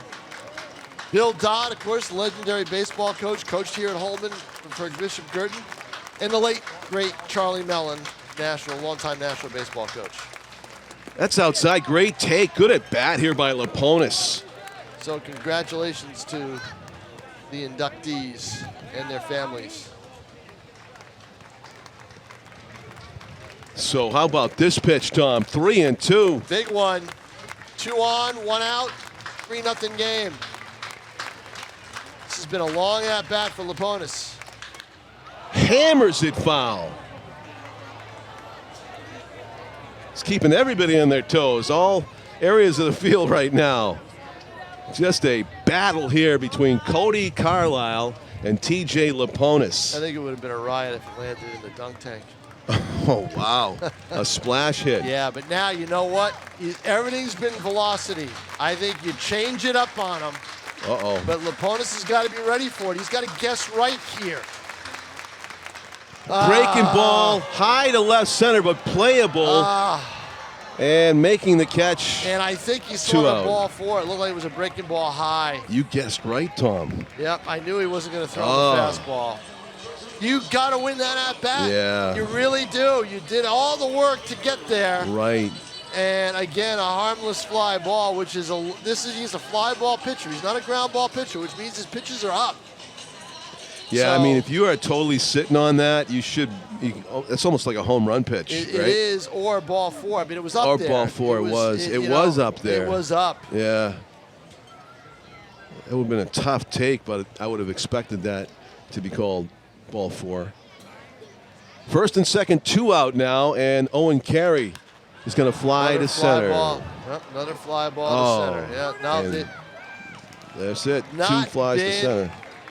their day hitting-wise. Hopefully this crowd and you at home will stick with them, though, through the last half of this game. A lot of baseball left in this one. See, The here's what you do Starfires if on you're- top. Here's what you do if you're home, and you have either a pool or just a yard area near your TV. Turn the TV facing out, sit outside, sit in the pool, and relax and enjoy some baseball here on National ETV. Great idea. Yep, not bad. As we that's watch- why there was a crowd out there. They were going to run the Oh. scooter. There we go. Or That not. explains it. They're not even. Yeah. They're Who's running that? The scooter, Is yeah. that the Flash, the player, the ringer? Yeah, yep. It's sprint. That's a fast kid out in I front. know it. No kidding. You know, everybody's rooting for the kid, And he wins. and he wins. One of the fastest runners on the Silver Knights taking part in So that that's why there was race. the crowd. I was Yeah, going to you say, go. because I've never seen that many kids in this race. Right. Funniest thing one night was when they have the dental promotion where they brush the bases, Uh-huh. and this one little kid was given the big brush, and then he decided he didn't want to do it. He didn't know you had to go out there and brush the bases. They played the music and everything, and he just stood there and they're trying to I tell him how want to to do that. it. Manual labor. Yeah, I know it exactly. You know. So, Riviera University's own Nolan Medeiros, Nashua's own, on the mound here on Independence Day at Holman. On in relief for the Silver Knights, trying to keep the Westfield Starfires right where they are at 3 runs, 3-0 lead for Westfield. The leading team in the league, percentage-wise, at 18-10. There's a team that has 19 wins in second place, but just percentage-wise. Right.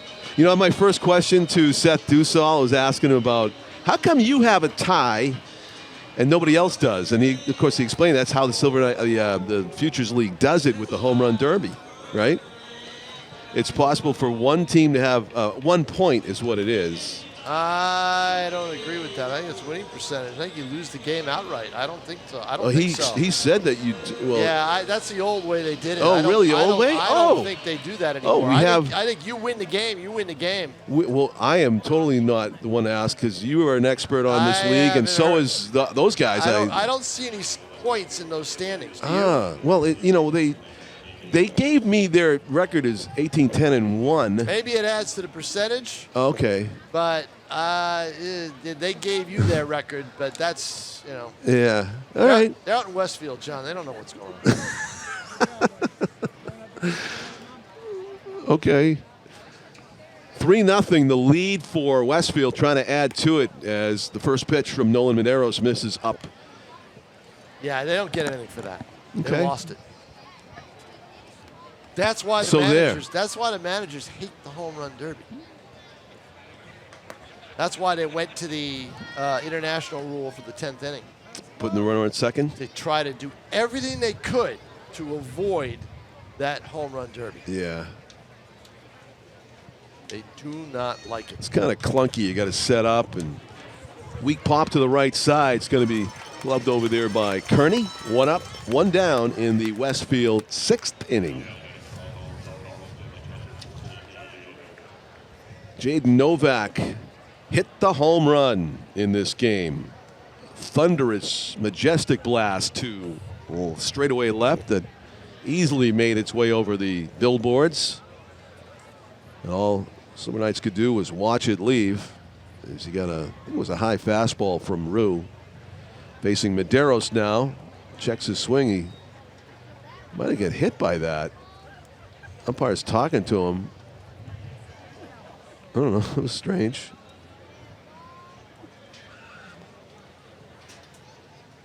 Oh, it was a strike. So maybe he did get hit by it, and the umpire called it a swing. 0-1 is the count. Foul tips it into the mitt. I think Medeiros at his best is valuable for this team. Really? He'll come in middle relief and eat up some innings. He's a starter. He's normally a starter. He's a starter in college.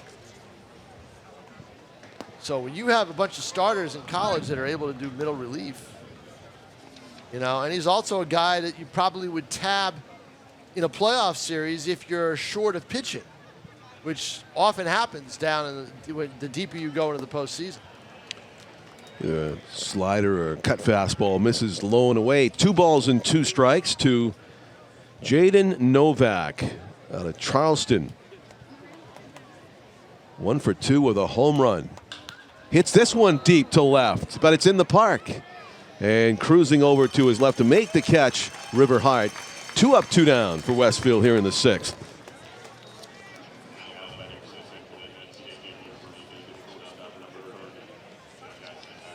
Well, this has always been a great idea. As I was saying, again, Cam Cook came up with this idea a few years ago. And during the off season, during the winter. And at first, the city was very amenable to it. Line drive on the first pitch, and Haker's going to be out. The city was very amenable to it, but if you remember, John, the first game was 7 innings because the city was afraid that it would take too long and they wouldn't be able to set up and everything else. And then last year they went to 9, and then now a regular 9-inning game. I'd forgotten that about the 7-inning thing. Yeah, it was. Yep. Yeah. But didn't interfere at all, so they... Love Is Gone song down on the field here at Holman. And Tom told that fun story about people having to practice after. It was a riot. It was their first day of workouts, and they were just about done, and Kyle was going to dismiss him. And he goes, wait a minute, we got to do Love Is Gone. And a lot of the kids were like, what? Yeah, exactly. What's Love Is Gone? Yep. It's a dance. You're a Silver Knight. You got to know this. And now they're good at it. Crowd appreciates it. Scott Northup, Mad Dog, was down there doing it with him. Yeah, there he is. Back for the holiday and also to celebrate his birthday. I don't know if today is his birthday or if it was his birthday earlier or what. I don't know. All week. Yeah, you know what? Great baseball. Not great, but I mean, famous. I think I should call him great. Baseball figure. Birthday is today. Take a guess, John? Rico? Is it?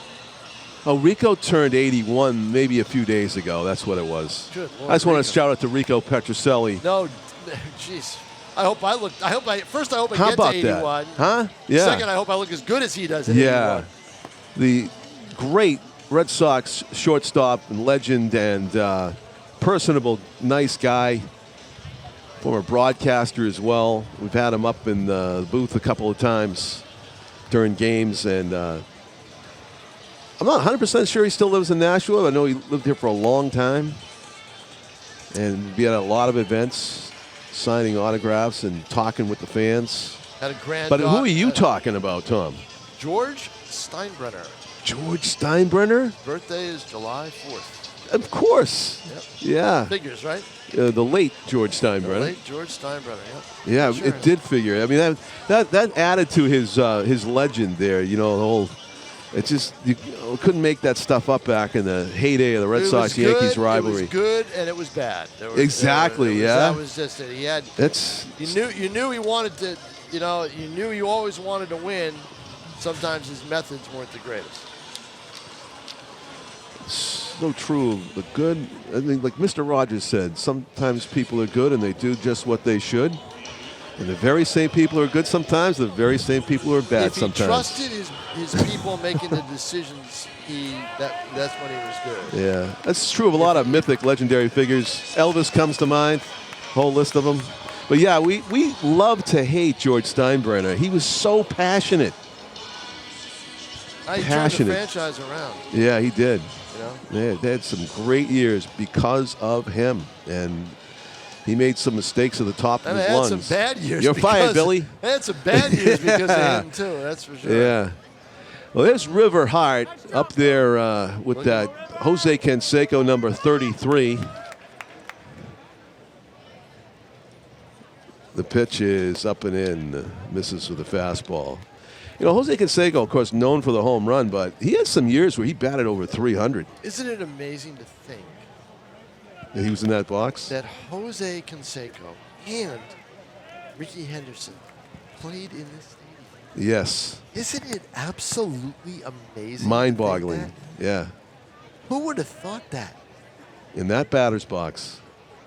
In the mid-90s, who would have thought that?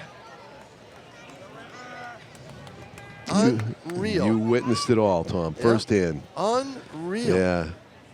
High fly pop up. Got a curveball up and in, and he up the silo. And making the play over there at third was Trey Cruz.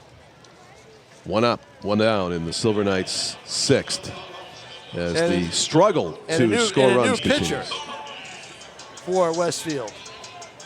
Yeah, there is. It's a righty. Yep. The people next to you will be able to tell you who that is. We'll get that name. As you got the play-by-play, I'll find out. Pitch is a call strike on the inside corner to Nate Kearney. 3-0 the game, the lead for Westfield. They've got 3 runs, 6 hits, and an error.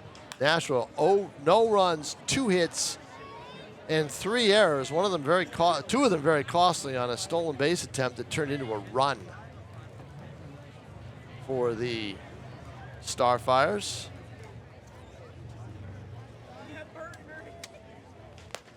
Pitch is up and away. Ball 1, 1-2 now to Nate Kearney. Clark Churchill is your right-handed reliever for Westfield. And goes with the soft stuff. Strike 3 calls. Oh. Yep. Kind of ironic that you get an English celebrity's name for a Great Britain celebrity's name on the 4th of July, huh? Yeah, it's true. Churchill pitching on July 4th. Yep. And nice pitch there, freezes Kearney. I wonder if there's anyone in his family named Winston. Oh, boy. Just wonder. Maybe the family dog? Strike on the outside He's got corner. a good breaking I ball, might I'll do tell you that, that. actually, if I was the Churchill family. I would. I know yeah, no why doubt not? about it. I'd call the dog Winston. Nice curveball. Yeah. Loikitz says they had that big double last time up. Cube job, first base side, swing and bunt, and it's going to be 1 unassisted. Boy, that's a quick inning for Churchill. Boy, that's... Yeah, 1, 2, 3 go the Silver Knights. Yeah, that slow, tantalizing curve. Yeah. And it got Nashua off balance, and 3 up, 3 down. Boy, they are all of a sudden struggling with the bats at the wrong time. I know. So the Starfires go from CC Cody Carlisle to CC Clark Churchill, and getting more of the same results of shutout pitching from their first place pitching staff. So we go to the top of the 7th inning in a game that has been dominated by the Starfires to this point, 3-0. Although 3 runs isn't the greatest deficit that you've seen, it might as well be 10 runs the way the Silver Knights are swinging. Not in this league, it's not. Yeah. But again, once you go to the relievers, and you're struggling offensively, you figure, okay, now we got a shot, right? We haven't been able to hit the other guys, but. Boy, Churchill looked pretty good in that inning. I don't know if he's one and done or if he's going to go. I would imagine he's probably going to go out there for a second. Yeah, I would think so. Economy. There is activity in the Westfield bullpen. Yeah. I don't see anything in the Nashua bullpen as of yet. they're going to go with Medeiros for probably as long as they can. So what's on tap for the menu 4th of July at the Tom Pound today? I think we're going to grill a steak today. Ooh. Yeah, I haven't done one in a long time because I can't eat a lot of steak, but I think today I'll make the exception.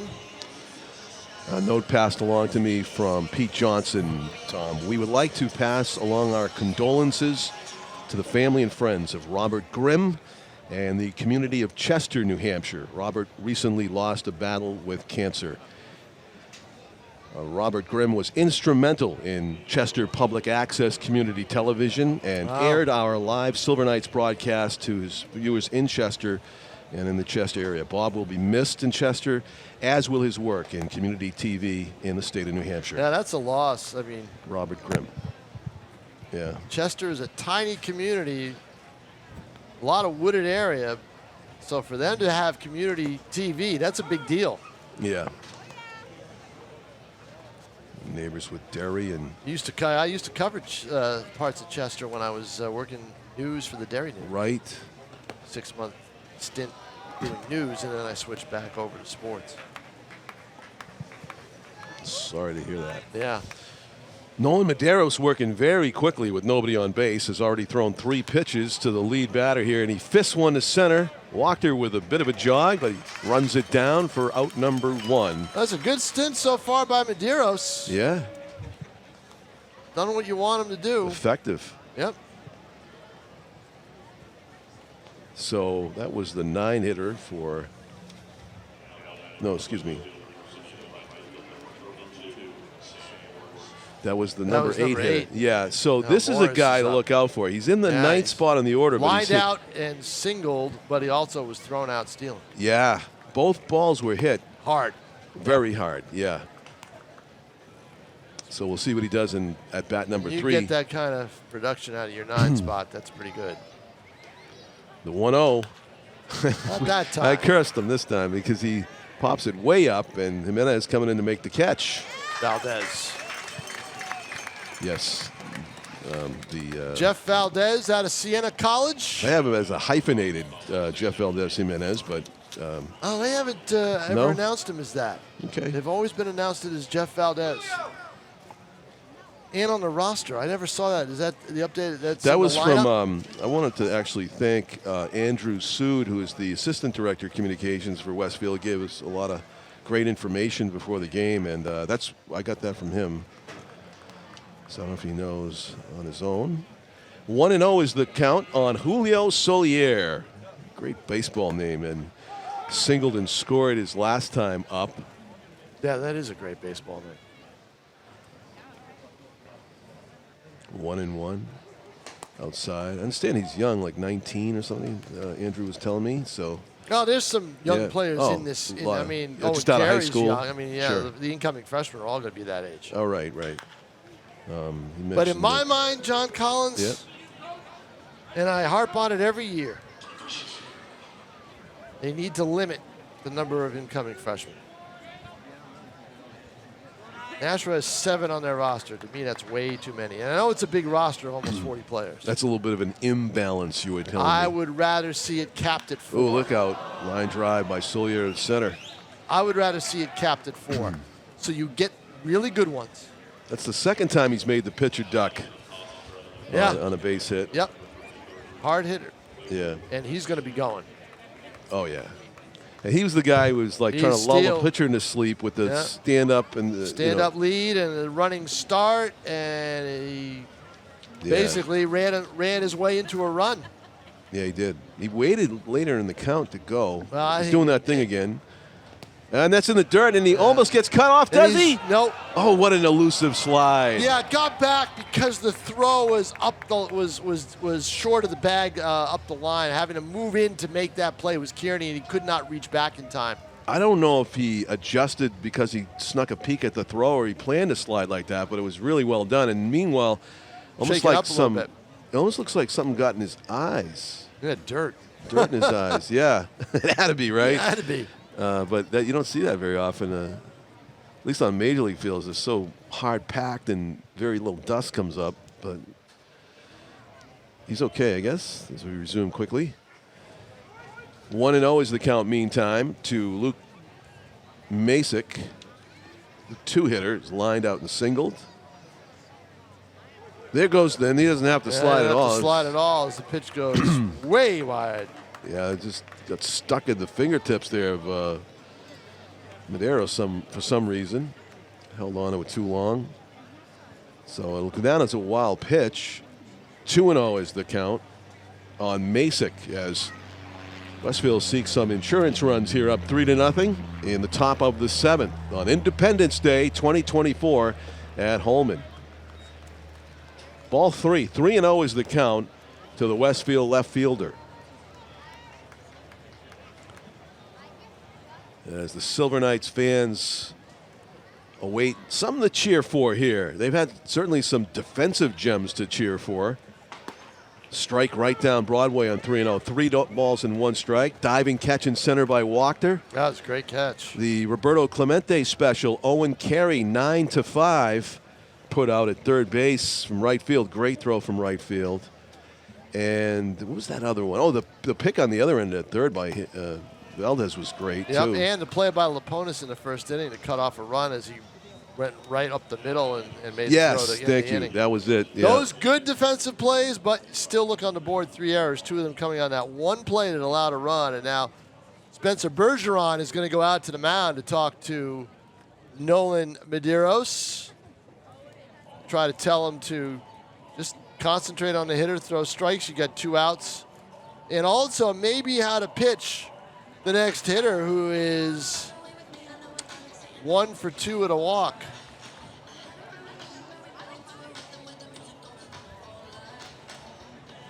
If this is indeed him, the umpire is writing something down. So I don't know if there's going to change somewhere or. Maybe. It really looks like that. Looks like a pinch hitter. Sure does. I don't know why you'd pinch hit in this situation. Let's see the number. If it's not 25, yeah, if it's not 25, it's a pinch hitter. It is 25. It is 25. Yeah. It is up. No pinch hitter. Maybe he's just writing down there was a mound visit? Yes, probably so. Yep. Probably writing it down as a mound visit. So a jam here for Medeiros, although it is 2 out. Strike call, that's a good way to come out of a mound visit.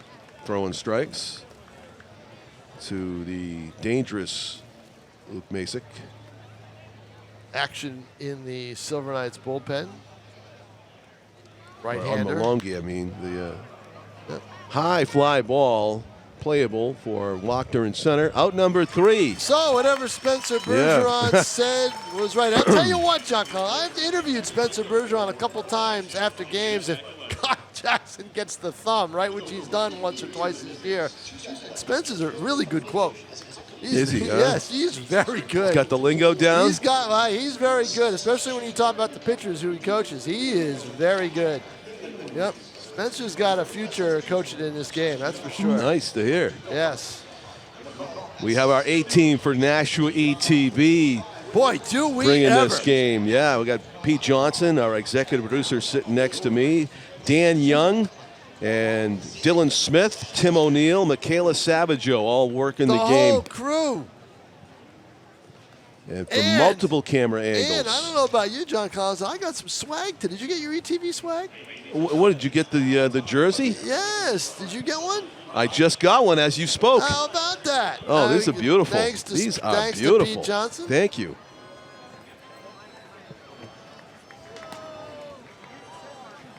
Now I'm official. That's it, huh? Yeah. I can shed this Red Sox golf shirt, which I'm sure you'll be glad to see and get rid of it. The resurgent Red Sox. You're changing now. I'm glad I'm in the other box. No, I'm just going to wait, but I'm just saying, just bringing up my Red Sox-Yankees rivalry here on George Steinbrenner birthday day. I tell you what, I love watching Aaron Judge hit, though. Well, last night he drove me crazy, right? Oh, what happened? Because they had first and third with 1 out against the Reds, and a pitcher who was struggling with his control and command, and Judge helped him out. Judge swung at the first pitch, hit a rocket about 102 miles off the bat, but right at third base. Tailor-made double play rally killer.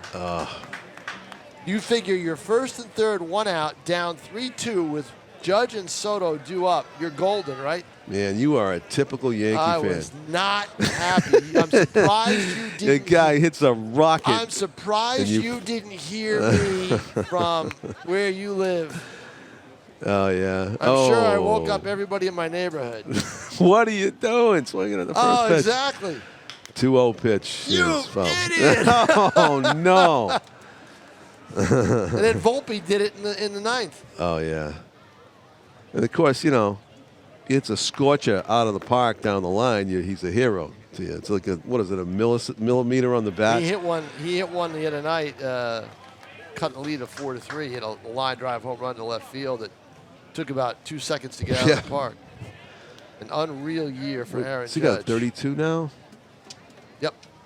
3-1 count on Nate Wachter, the Silver Knights leadoff batter here in the 7th inning, and he takes a walk. Got to start taking advantage of this. Yeah. They've had some leadoff batters aboard and no runs to show for it. Scott Donahue was one of the Silver Knights that walked in his previous at bat. That's the third time they've had the leadoff hitter on, but it's also, and it's only the third walk. It's the fourth walk issued by Westfield pitching.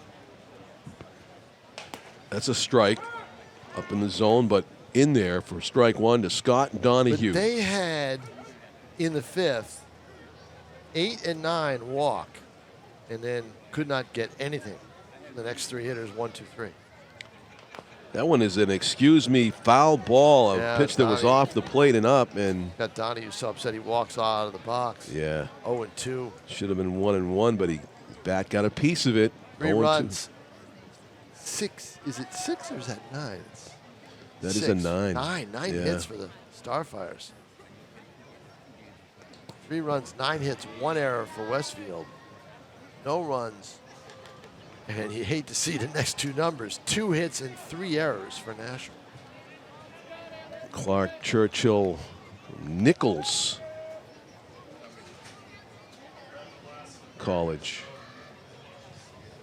1-2 on in relief here in the 7th inning. Ground ball at the second baseman. The second for one. The first Double play. in time for the double play. A very ill time for the first double play of the game. That one coming against the Silver Knights to snuff out any promising rally here in the 7th. 2 out. That one hurts. Jeff Valdez up there now. He's popped up and walked.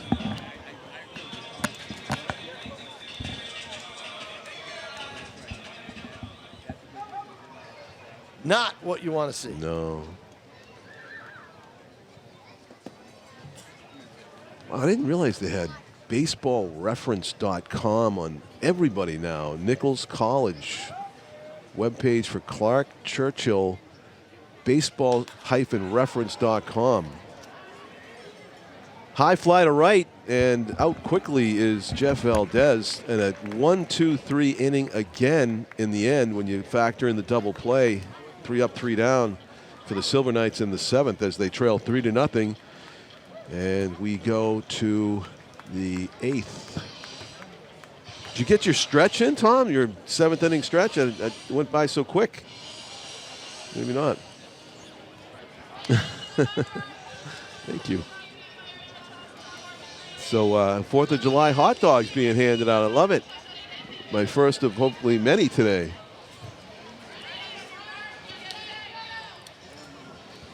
Independence Day 2024. Beautiful weather in the Northeast for the whole week. Silver Knights players joining in the push-up contest down on the field there. 20 push-ups for one of the kids.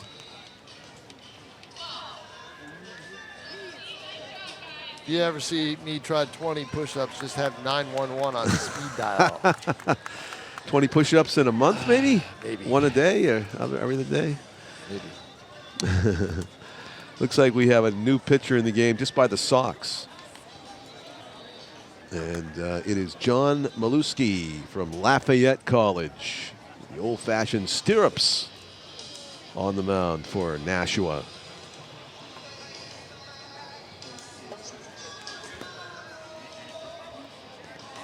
You know, I grew up in the stirrups era, and North Reading was the high school champion back in Boston in those days in Massachusetts, and they went to the extreme with those stirrups. They used to pull them up so they were just like this really thin strand on the sides and almost to their knees with it. It was like it was so impractical. Uniform, It was like what sanitary socks and stirrups. It was like no protection whatsoever. Yep. They always got filthy. I don't understand the practicality of them to this day. I just did it because everybody else did. It was in style, you know, even in the major leagues back then. But their history now, for the most part, and here at Holman Stadium, some historical stirrup socks for John Maluski on the mound for the Silver Knights in relief. Big boy in the everybody box. Else has got the legs, the uniform pants right down to the shoes. Yeah. Even with, well, looking at Westfield, trying to see if what they've got. Same thing, basically. Maluski with the steer at Red Sox. And only John Collins would notice. So, tall first baseman for the Westfield Starfires. Chandler Murray steps in, leadoff duty here in the 8th inning. Somehow that missed the outside corner from Maluski. 1 ball and no strikes.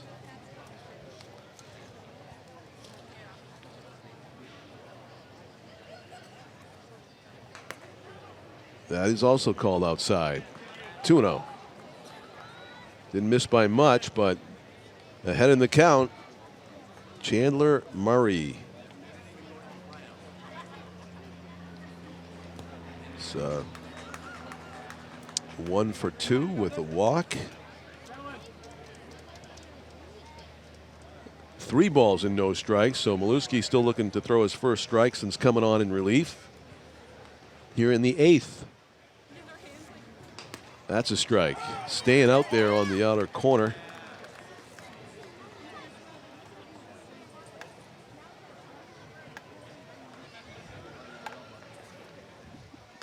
Yeah, that misses. So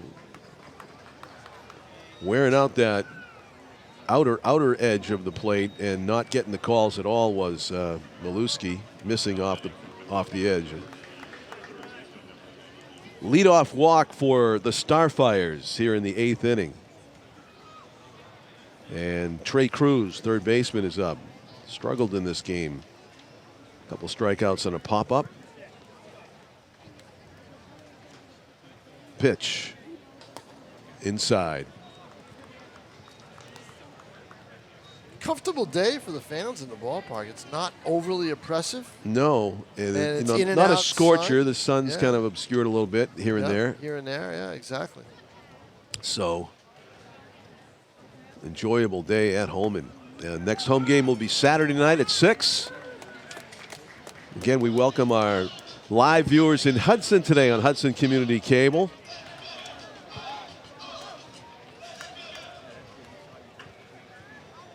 The 1-1 pitch is on the way to Trey Cruz, and it misses.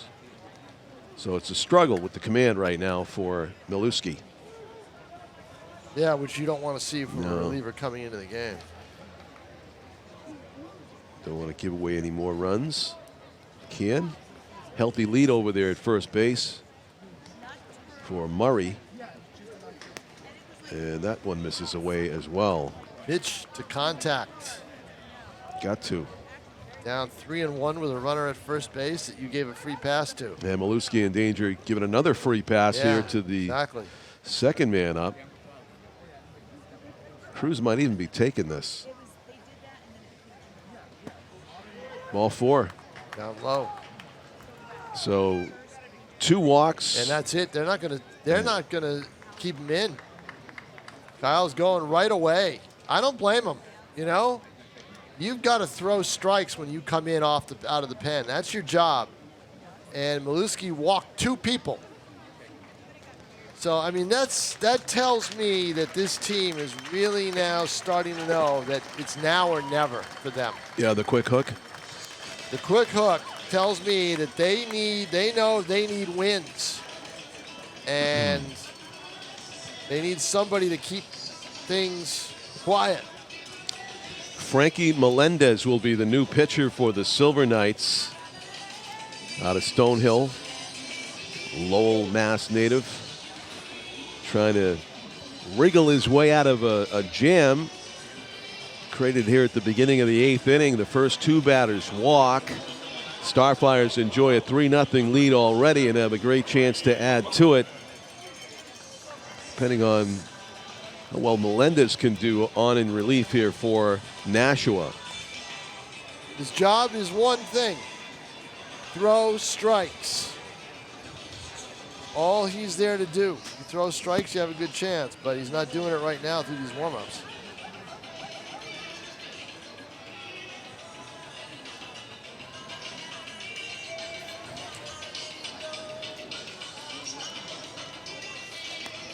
Game started off with something I have never seen before. It's a leadoff batter swinging at a 3-0 pitch and flying out to right field. So you can chalk that up as a baseball first in a season where we've seen a few already. I think I saw one player get a double on a ball that did not scored a double on a ball that did not leave the infield and hit first base. Wow. Yeah. Was that in high school? Maybe that was high school. Maybe. Yeah. It was here at Holman, though. It's just the ball hit the bag and went up in the air, and the first baseman kind of lost sight of it. And when he picked it up on a roll, I think it went into foul territory. The runner took advantage of the fact nobody was covering second and just kept running. Turned into a 95-foot double. How about that? Yeah. Our next broadcast, according to my schedule here, our next Silver Knights broadcast here on Nashua ETV will be a week from 11th? today, the 11th. Right. 6 p.m. game against the Vermont Lake Monsters. VLM, who are playing their own home game today on Independence Day in Vermont. Must be a beautiful day there as well. Brockton has the other 3 home games in the my guess is Futures League. their home games are going to be later. Later? guess Oh, is they have no rush because of... My guess is they're the fireworks show. Oh, you know what? You're probably right. But Yeah. in both cities. Right.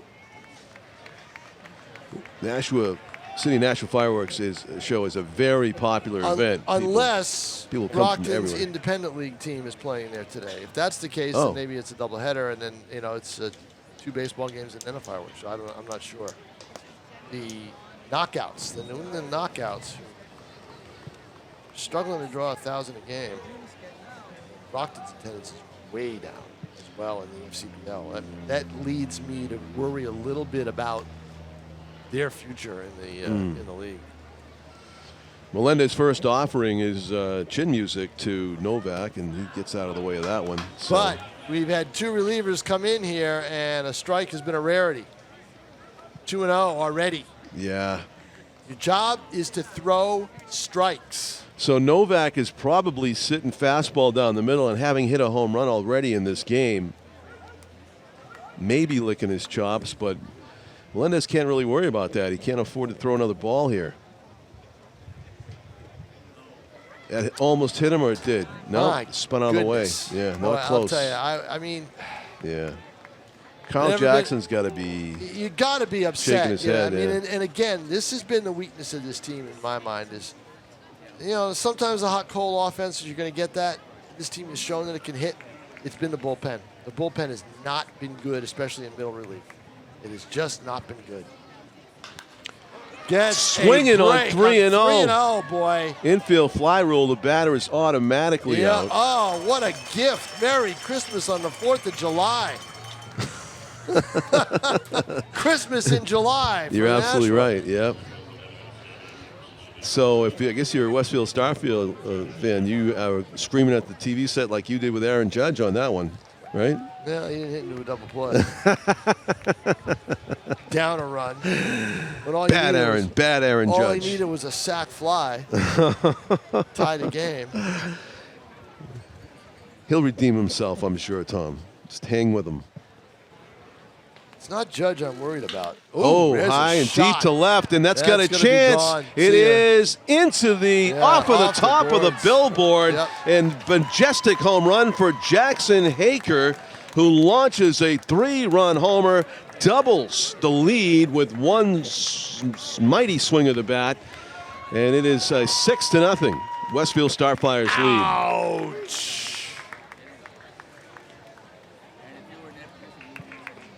Well, tough against a team called Starfires on the 4th of July, right? Yeah.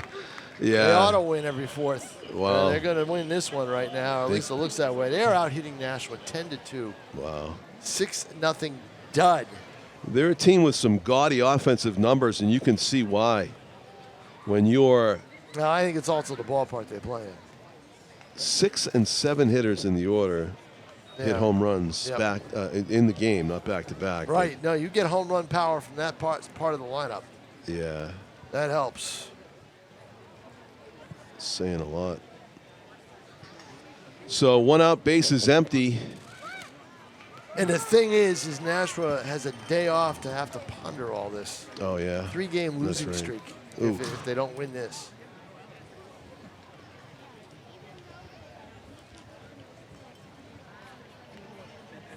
The 1-1. Fair Oh, ball. right down the line.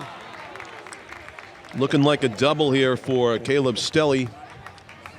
And he slides in safely. Just Nolan- inside the bag. Nolan Medeiros was looking pretty good, wasn't he? Oh boy. Yeah, Yeah, he was. he was. He And was now in Kyle Jackson's seen enough of Melendez. Yep, he had He another is not righty staying warmed with up. these guys long. So with Sam Morris due up, That's it for Melendez. that's it for Melendez. So rough outing for him. And don't forget, they got a day off tomorrow, so you're not really worried about the relievers, about wearing out your bullpen. They're just not doing the job. Yeah, good point. Melendez has faced 3 hitters. He went 3-0 on one, but got a pop out, but then gave up a home run and a double. Maluski walks 2 hitters. And now you've got that fearsome number 9 hitter you're afraid of, John Collins. Sam Westfield's Morris. got Sam Morris. I think it was Hal Morris that used to play for LSU and hit all his home runs in He college. played for the Reds. He played for the Yankees and the Cincinnati Reds. Yeah, great lefty hitter, I think it was. How's that hot dog, John Collins? Actually, I'm eating a banana. Are you really? Yeah, I thought it would be quieter, but I guess not. I can only. Caught stealing food in my mouth. So this has got to be like the 5th or 6th pitcher for the Silver Knights in this game. This is, let's see, we've had 3 this inning. We had 3 earlier, so this is the 6th. Styles Begnod Yep. of Brown University. And he's from Georgia. Does it say Waterville, Georgia? Yep. Wow. He has a teammate that's from Waterville, Maine. I don't know if Rue is from Waterville, Maine, but that's where Colby is.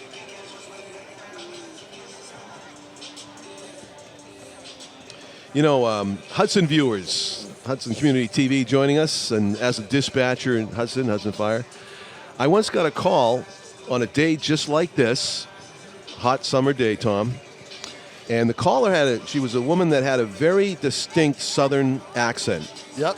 And she called the emergency line, and she told me that there was a brush fire off of, I don't know if it's Route 64, where it meets with Route 42. Don't tell me she was from Georgia.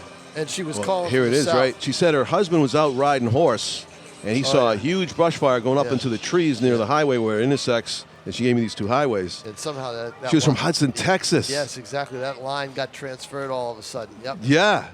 Yep. I think she asked for the Hudson Fire Department. She got me, and then She she was got from you, Hudson, Texas. I Yep. said, ma'am, you call the Hudson, New Hampshire Fire Department? Yeah, She I said, know. I'm calling Hudson. I was like, this is Hudson, New Hampshire. She said, oh, and she just hung up on me.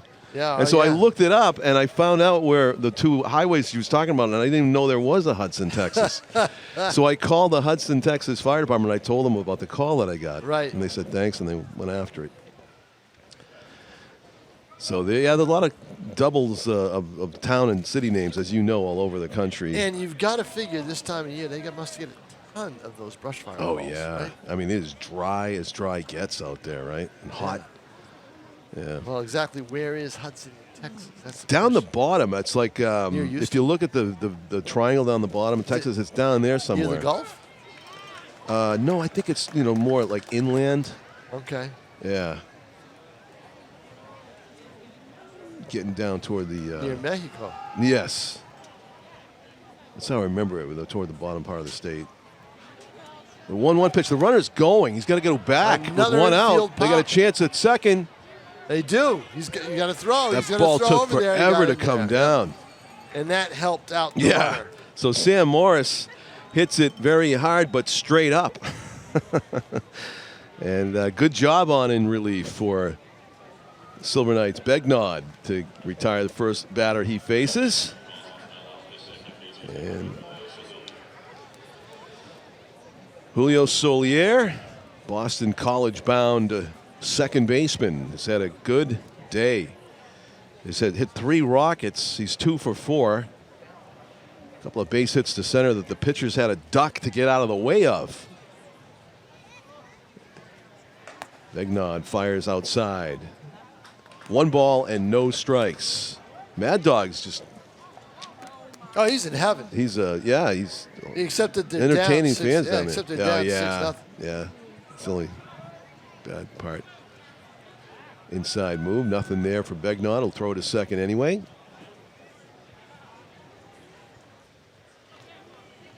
Nashua being out hit 11-2.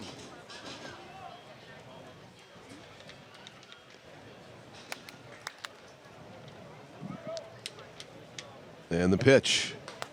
Sillier thought about it, held off, and it's 2-0.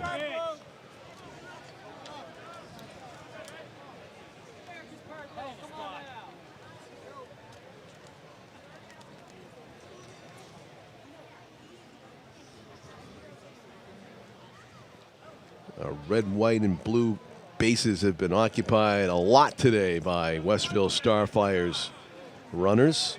They've hit 2 home runs. Solo job by Jaden Novak and a 3-run homer. Last inning by, was it this inning? Jackson This Haker. inning. It was this inning. This is a long inning. Sure is. The pitch is Inside. way inside. Solier did well to get out of the way of that. Not what you're expecting on 2-0. And he's had 3-0. You might see Solier swinging on 3-0 for the second time today here, Tom. Let's see if they do it. Be the third hitter to swing on Yeah. 3-0.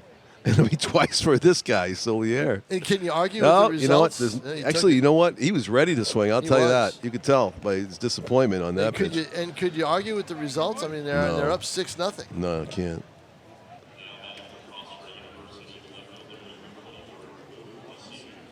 Well, they had to get up early and travel a ways, as you said, Tom. But if they're a team that likes to hit, they've gotten a lot of at bats. Spinning that order 4 times already. And, Yeah, and this is Masick- not the game you want to have with the celebration and the big crowd. And No, they've yeah. usually been able to provide Yeah. crowds with good games. They you know. have. We've had They've some done it on the Kids' Day. They've done it here on fun the 4th. wins on 4th of July. I Yeah, remember, exactly. And this is just a dud. I mean, just not a good job. Pitch. Way high down Yeah, the line. and That's very going to bring playable. rain. Very playable. Riverheart is comfortably in the grass, but that's one we say just missed it. Did Luke Masick, so he's out. And good job on in relief for Begnod to do what some other pitchers could not, which was throw a lot of strikes and get some outs. So we go to the bottom of the 8th inning. Mad Dog takes center stage. There he is. And Nashua's got 1, 2, 3 coming up. Got to do something to liven this crowd up and get this crowd going. Let's listen to Mad Dog.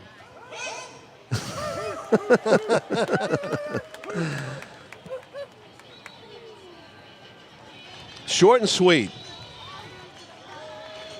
I believe if I could translate, I speak Mad Dog a little bit. He said, "Let's score 7." With that bark,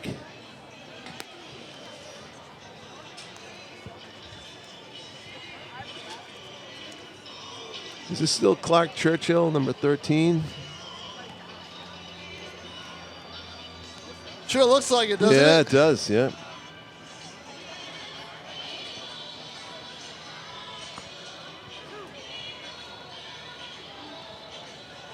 I wonder if Winston Churchill liked baseball at all. Cricket. Right? Oh my gosh, what is this? Churchill Athletics, the Winston Churchill Bulldogs, Winston Churchill Varsity Baseball. Oh, wow. How about that? Where is this? I don't know. Top Google hit. But it's not here. Churchill Baseball. They actually named the university, the high school after him. It's in Maryland. Oh my gosh. Oh, this can't be true. Is Walter Johnson High School? Walt Whitman High School? These people pulling my leg or what? That's what I got when I put in Churchill Baseball. Strike called on the inside corner. A.J. Ashatino leading off for the Silver Knights. Trying to get something started. At least not get shut out here in their home field on Independence Day. It was a Churchill High School in San Antonio, Texas. Dan Young walking the concourse. Holman Stadium. Back Got a to the nifty screen. hat on. I gotta get me one of those hats. Is it a Nashua ETV hat? I don't think so. No, Oh. it's one of those, safari type hats. That is part of the swag, though. By the way, we have Nashua ETV hats. Yes, Tim- I wore one. I Pete wore one. hooking us up. When did I wear one? I wore one. I went to the beach at Plum Island a couple of weeks ago. Perfect. Yep. Kind of took most of the day, half the day off. It was after the tournaments were over with. 0-2. Good Did he check go? swing. Did he go? They thought so, but no. Yeah, that's the right call. Yeah.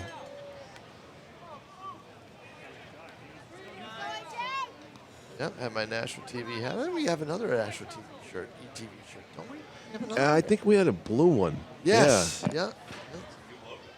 The new logo. Oh, new logo. On I this like one? that logo. Yeah. It's nice and big. Yep. Swung on and missed the high cheese, and Ashatino has gone down, swinging to lead off here in the 8th.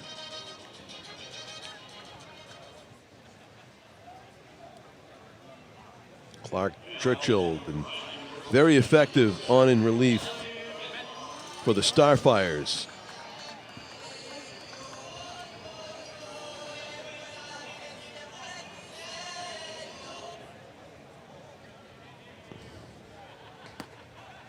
Just John, I'm sitting here.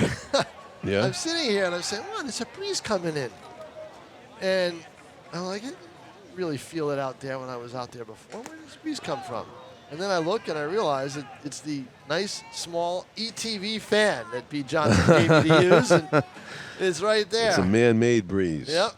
Elliot Medlock, a pinch hitter for the Silver Knights. Medlock was signed a week ago. He's a high school player out of Merrimack. Just finished his high school career, going to Bryant University. Can hit a ton. Had a little trouble. They put him at third base because Valdez was hurt and so was Loikitz. And they were desperate for infielders, so they signed Medlock. And he's a good hitter. But he's normally a shortstop, and he had a little trouble last Saturday night at third. So he hasn't really been out there at that position lately. But he's swing. He's an aggressive player. One of the top, one of the better baseball players, I think, in high school players in the state of New Hampshire. From Merrimack, New Hampshire. And a very good hockey player, but baseball is his game. So did I see him in the high school playoffs? Maybe a name just sounds familiar to me. No, they went one and done. They lost. One and done. Lost to Bedford. I was at that game, 14-5 game that I'm surprised still isn't going on. My God, that was the longest game. 3 balls, 2 strikes to Medlock. Just misses. The Starfires didn't think so. You could hear some yelps from the fielders on that one. It was Solier that shouted out. But it was ball 4 according to the home plate umpire, which is all that counts. And Medlock works a walk. Anthony Ruggiero getting in at bat here for the Silver Knights from Northeastern University.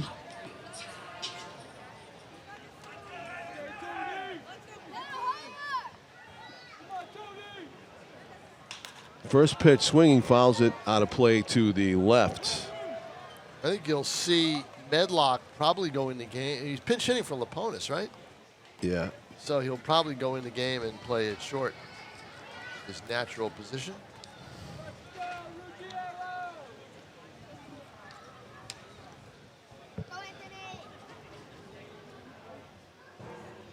Winston Churchill, quote, "If you're going through hell, keep going." Come out on the other end, right? Ooh, I guess so. That's the point, yeah. another high. How many high fly balls have we seen today? A They are ton. Fly Yeah. ball pitchers. Yeah. And Haven't seen a lot of ground outs. We have seen no. very, very few ground outs in this game. One double play ball, another ground out Laponis had. In fact, there's only been one ball hit to the outfield with success by the Silver Knights today, and that was, the double. Right, by Loikitz. Yes. Otherwise, I think the infield hit, and that's been it. 2 hits for the Silver Knights. 2 outs in the 8th. And Aiden Zorn of Penn State, the batter from Aliquippa, Pennsylvania. Again, a first at bat today. Aiden hits it There's a high and shot. deep to right center. It's going to be a long run for the It's hanging up outfielders. there again, though. And he turns it into a routine Boy, out. that was a shot. But Caleb it just Stelly. hung up. Not enough distance on it. You're right. Into the far reaches of Holman Stadium, but still an out. Another ball to the outfield played by the Starfires. And we go to the top of the 9th, 6-0. Westfield leads it here at Holman. On Nashua ETV. Wishing a happy 4th to all of you out there, and be safe. Try not to let the fireworks land on your neighbor's roof so that I get a call tonight. You working tonight? Yep. Uh-oh. Yeah. You know, a lot of viewers probably know this, but fireworks are legal in New Hampshire to a point. When you go to one of those places where they sell them, they have a list right beside the cash register. It used to be cash, but now it's anything register. Right. When they tell you town by town what towns allow by ordinance. Yeah, okay. Town of Hudson, I can tell you, Tom, does not allow the possession, sale, or use of fireworks. Really? So they have no fireworks show in Hudson? Well, that's funny because we talk about working tonight, and so the Hudson Police regularly get these calls where it's like, it start like this: Hudson Police, hi, correct me if I'm wrong, but aren't fireworks not allowed in the town of Hudson? That's right, ma'am. Well, can you guys see there's a Holman Stadium-sized fireworks display next to my house on Buswell? So is That was an I mean, actual call. So I mean, so the town does not have any fireworks. No, shows the they town put doesn't on, have right. a show, and So a it's lot of all- people have them on their own. They're Right, not supposed exactly, to have. And right. I did a. there was a Holman Stadium reference made. I did a get off my lawn move about middle of June. Somebody was shooting off. Not only the snap, crackle, pop is fine, right? I mean, Yeah. in July 4th, anything goes. All right, whatever you're shooting is fine. But this was the middle of June, on a Friday night, 7 o'clock. There was hardly. It was very quiet in the neighborhood, and there's a park near my neighborhood, and somebody was there, and they were just. I mean, I'm talking bombs, John. Oh yeah, like cherry bomb sound. Like bomb, and it sounded so close, like it was coming out in my backyard. You know, Yeah. I said, and that was 5 or 6 days after hearing them at midnight on the Saturday night from the same location. Wow. And I said, okay, that's enough. Yeah, that's a phone call. Yeah. No, I didn't do a phone call. I did a Oh. walk over. Oh really? Yes. Oh yeah. Oh, you brave citizen, you. Oh yeah. No. And of course, the first comment I got from the families that were right near there were, "Well, they're legal." You know. So, oh boy. yeah. Okay. Okay. That's where we're going. Not in Nashua, Pete Johnson points out. 2-2. Oh really? Same thing as Hudson, he tells me. Yeah, they're Really? they're even more strict with the burn permits in Nashua. Yeah. Well, in Nashua, I'll tell you what, they do it. I mean, they're all over the place. Yeah. You hear them all the time. Yeah, they do it. And They you do hear it. Just like in Boston, you can't stop Right. the whole population from indulging. Right. A lot of people feel like it's their right on the 4th to And exercise again, their independence. And again, I mean, I'm sure that they're going to be going off there tonight. Which is fine. I mean, it's the 4th. You expect it. Yeah. But the bombs that were going off were in my neighborhood. They were really. I didn't like it. Yeah. They were scaring some people's, and I knew neighbors whose pets were just like frantic. Yeah. So, and I jumped a few feet. So, I just said enough. I'm not going to listen to this for another 2 hours. 1 ball, no strikes. Frankie Melendez working in relief here for Nashua and got bit by the walk bug there. Let the leadoff batter on board, base on balls, as the Westfield Starfires, a great hitting team, putting 6 up on the board in this one and hunting for more here with 11 hits on the day, including 2 home runs. Now, this isn't Melendez. This is Bignard, right? Oh, Begnault. I'm Begnaud, sorry. yeah. You're right. Melendez Yeah. was one of the ones I'm who one couldn't get anybody behind. out. That's Yep. right. Okay. Yep. Give credit where it's due. 2 balls and 2 strikes. And they shut down the kids area and the dunk tank. All the amenities are kind of folding up because they've got to flip this fairly quickly Yeah. for the city to come in here as Sure. we're pushing 1:30. We're already past 1:30. Yeah, we're going to blame the Starfires for making this a long game with all their offense. 11 hits So maybe we ban them on 4th of July from. and another hit. Oh, hit by pitch this time. And believe it or not, that's our first hit by pitch of Yes. the day, coming here in the 9th inning. 1st and 2nd, nobody out for the Starfires.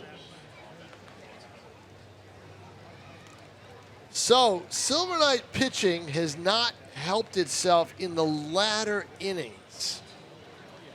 7 walks total in the game and a hit by pitch. So Yeah. that's 8 free passes, but it hasn't been game wide, but it's been enough to do enough damage here later in the innings. The latter part of the bullpen, which is not which is not your 7, 8, 9. We have a lead crew. It's the other half.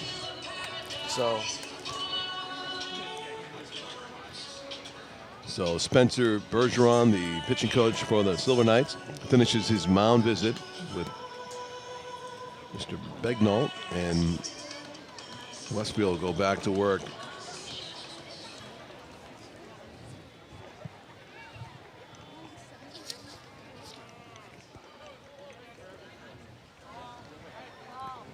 There's a baseball. I was going to say, if the umpire saw it, a baseball right down there behind home plate to the right of it. Yeah, just sitting there. Yeah, just sitting there where a catcher could, step on it and just all of a sudden down he goes. He's after a fly ball. Now you're eating that hot dog, right? No, No, you still I have a finished banana? banana. Yeah, it's hard to get a bite in sometimes. So much to talk about. I know.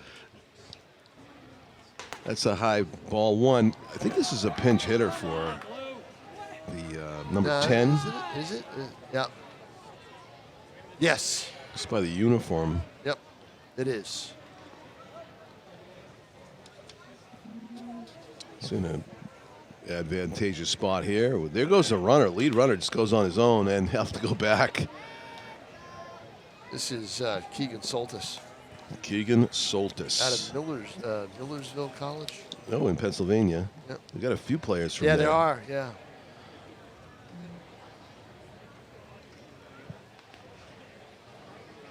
If you're ever looking for a good biography to read, it's the one about Sam Hershey, Milton Hershey, that founded Hershey Chocolates in Pennsylvania, and how he picked Pennsylvania and the whole thing. It's a great book. check it out. And just Google it, Milton Hershey. Does it make you get up and have a Hershey bar? It makes you want to drive to Pennsylvania and go to Hersheytown and Really? have a chocolate bar. Yeah, I bet. and which we did. I took the family a Really? few years back. Yeah, That- Hershey Park. Another hit batsman. Ouch. Yeah, this is not good. You know, I mean, this is not what you want to show the fans here on July 4th with a good crowd. You know, it's just has not been a good day. And Kyle Jackson is Wearing gonna out go a to his path bullpen. to that mound, Tom. Boy, he sure and he is. has to. What else can he do? No, and this is just not what you see. And I imagine they're all going to get a little bit of a talking to after the game. Mm-hmm. Again, you know, I wrote at the beginning of the week that this is time. They've got to make a push. And it looked like after that first game in Westfield, I was watching the scoreboard. They win that game in a home run derby and ended up 4-0 in the second game. I say, here we go. This is the team I knew they had, and they could do something. And then all of a sudden, they just go in the tank. And today is just just not a good effort. Not that they're not trying, but it just has not been a good game. Well, I guess you just created your own opening lead on the story today, Tom. In the tank. Yeah. The dunk tank came out. There you go. Now I didn't think about that, but yeah, you know, it's Yeah. just they're college Unfortunately. play. It's not a minor league team. They're college players. You can't be too Yeah. critical, but at the same time, this is not what you want to show the fans on a holiday game. You know, to not be competitive, and they have not been competitive since the third inning. Painfully true. You know, Yep. and they're in the middle of now. This will be their fourth straight loss. Yeah. Let's see if Mad Dog is Jake bringing a ball Cullen back. comes in. He's in front of the dugout over here. Jake Cullen's the new pitcher. Stalking. Look at that. That's a Mad Mad Dog He's walk. He's going after Cam Cook. Is that what he's doing? Yeah, he wants something. Oh, yeah. Cam Cook talking to Westfield manager, is it? Yep. What's that about? My guess is they got to Conversation. be out of here pretty soon. They're My gonna- guess is they got to be out of here Are soon. they just pulling him off the field? He's talking to the umpire. They may be doing it, yep. Yeah, my guess is that's the case. Because they've got to be out by 2, maybe? And it is 1:40. Yeah.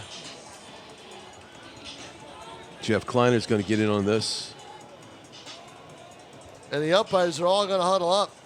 And that's it. Spencer Bergeron's telling the players, this is it, John Collins. They're done. Wow. Yep, Okay, they're they done. hit the time limit, Yep, they're and done. they'll be telling the fans the bad news in a moment Yeah. that the fun is over. Yes, this is it. I don't think it's suspended, Yeah. but I'm going to find out. So, John Collins, Right. I got to head down and All talk right, to Tom. the characters in this game. So that's it. Thank you, Tom King. Thank you to our executive producer, Pete Johnson, and our crew, Tim O'Neill, Dylan Smith, Michaela Savaggio, and Dan Young. I'm John Collins, thanking you for watching the Independence Day game here at Holman Stadium 2024. Let's do it again next year with maybe slightly different results. Have a happy 4th, everybody. Thank you for watching Nashua TV, and good afternoon from Holman Stadium in Nashua.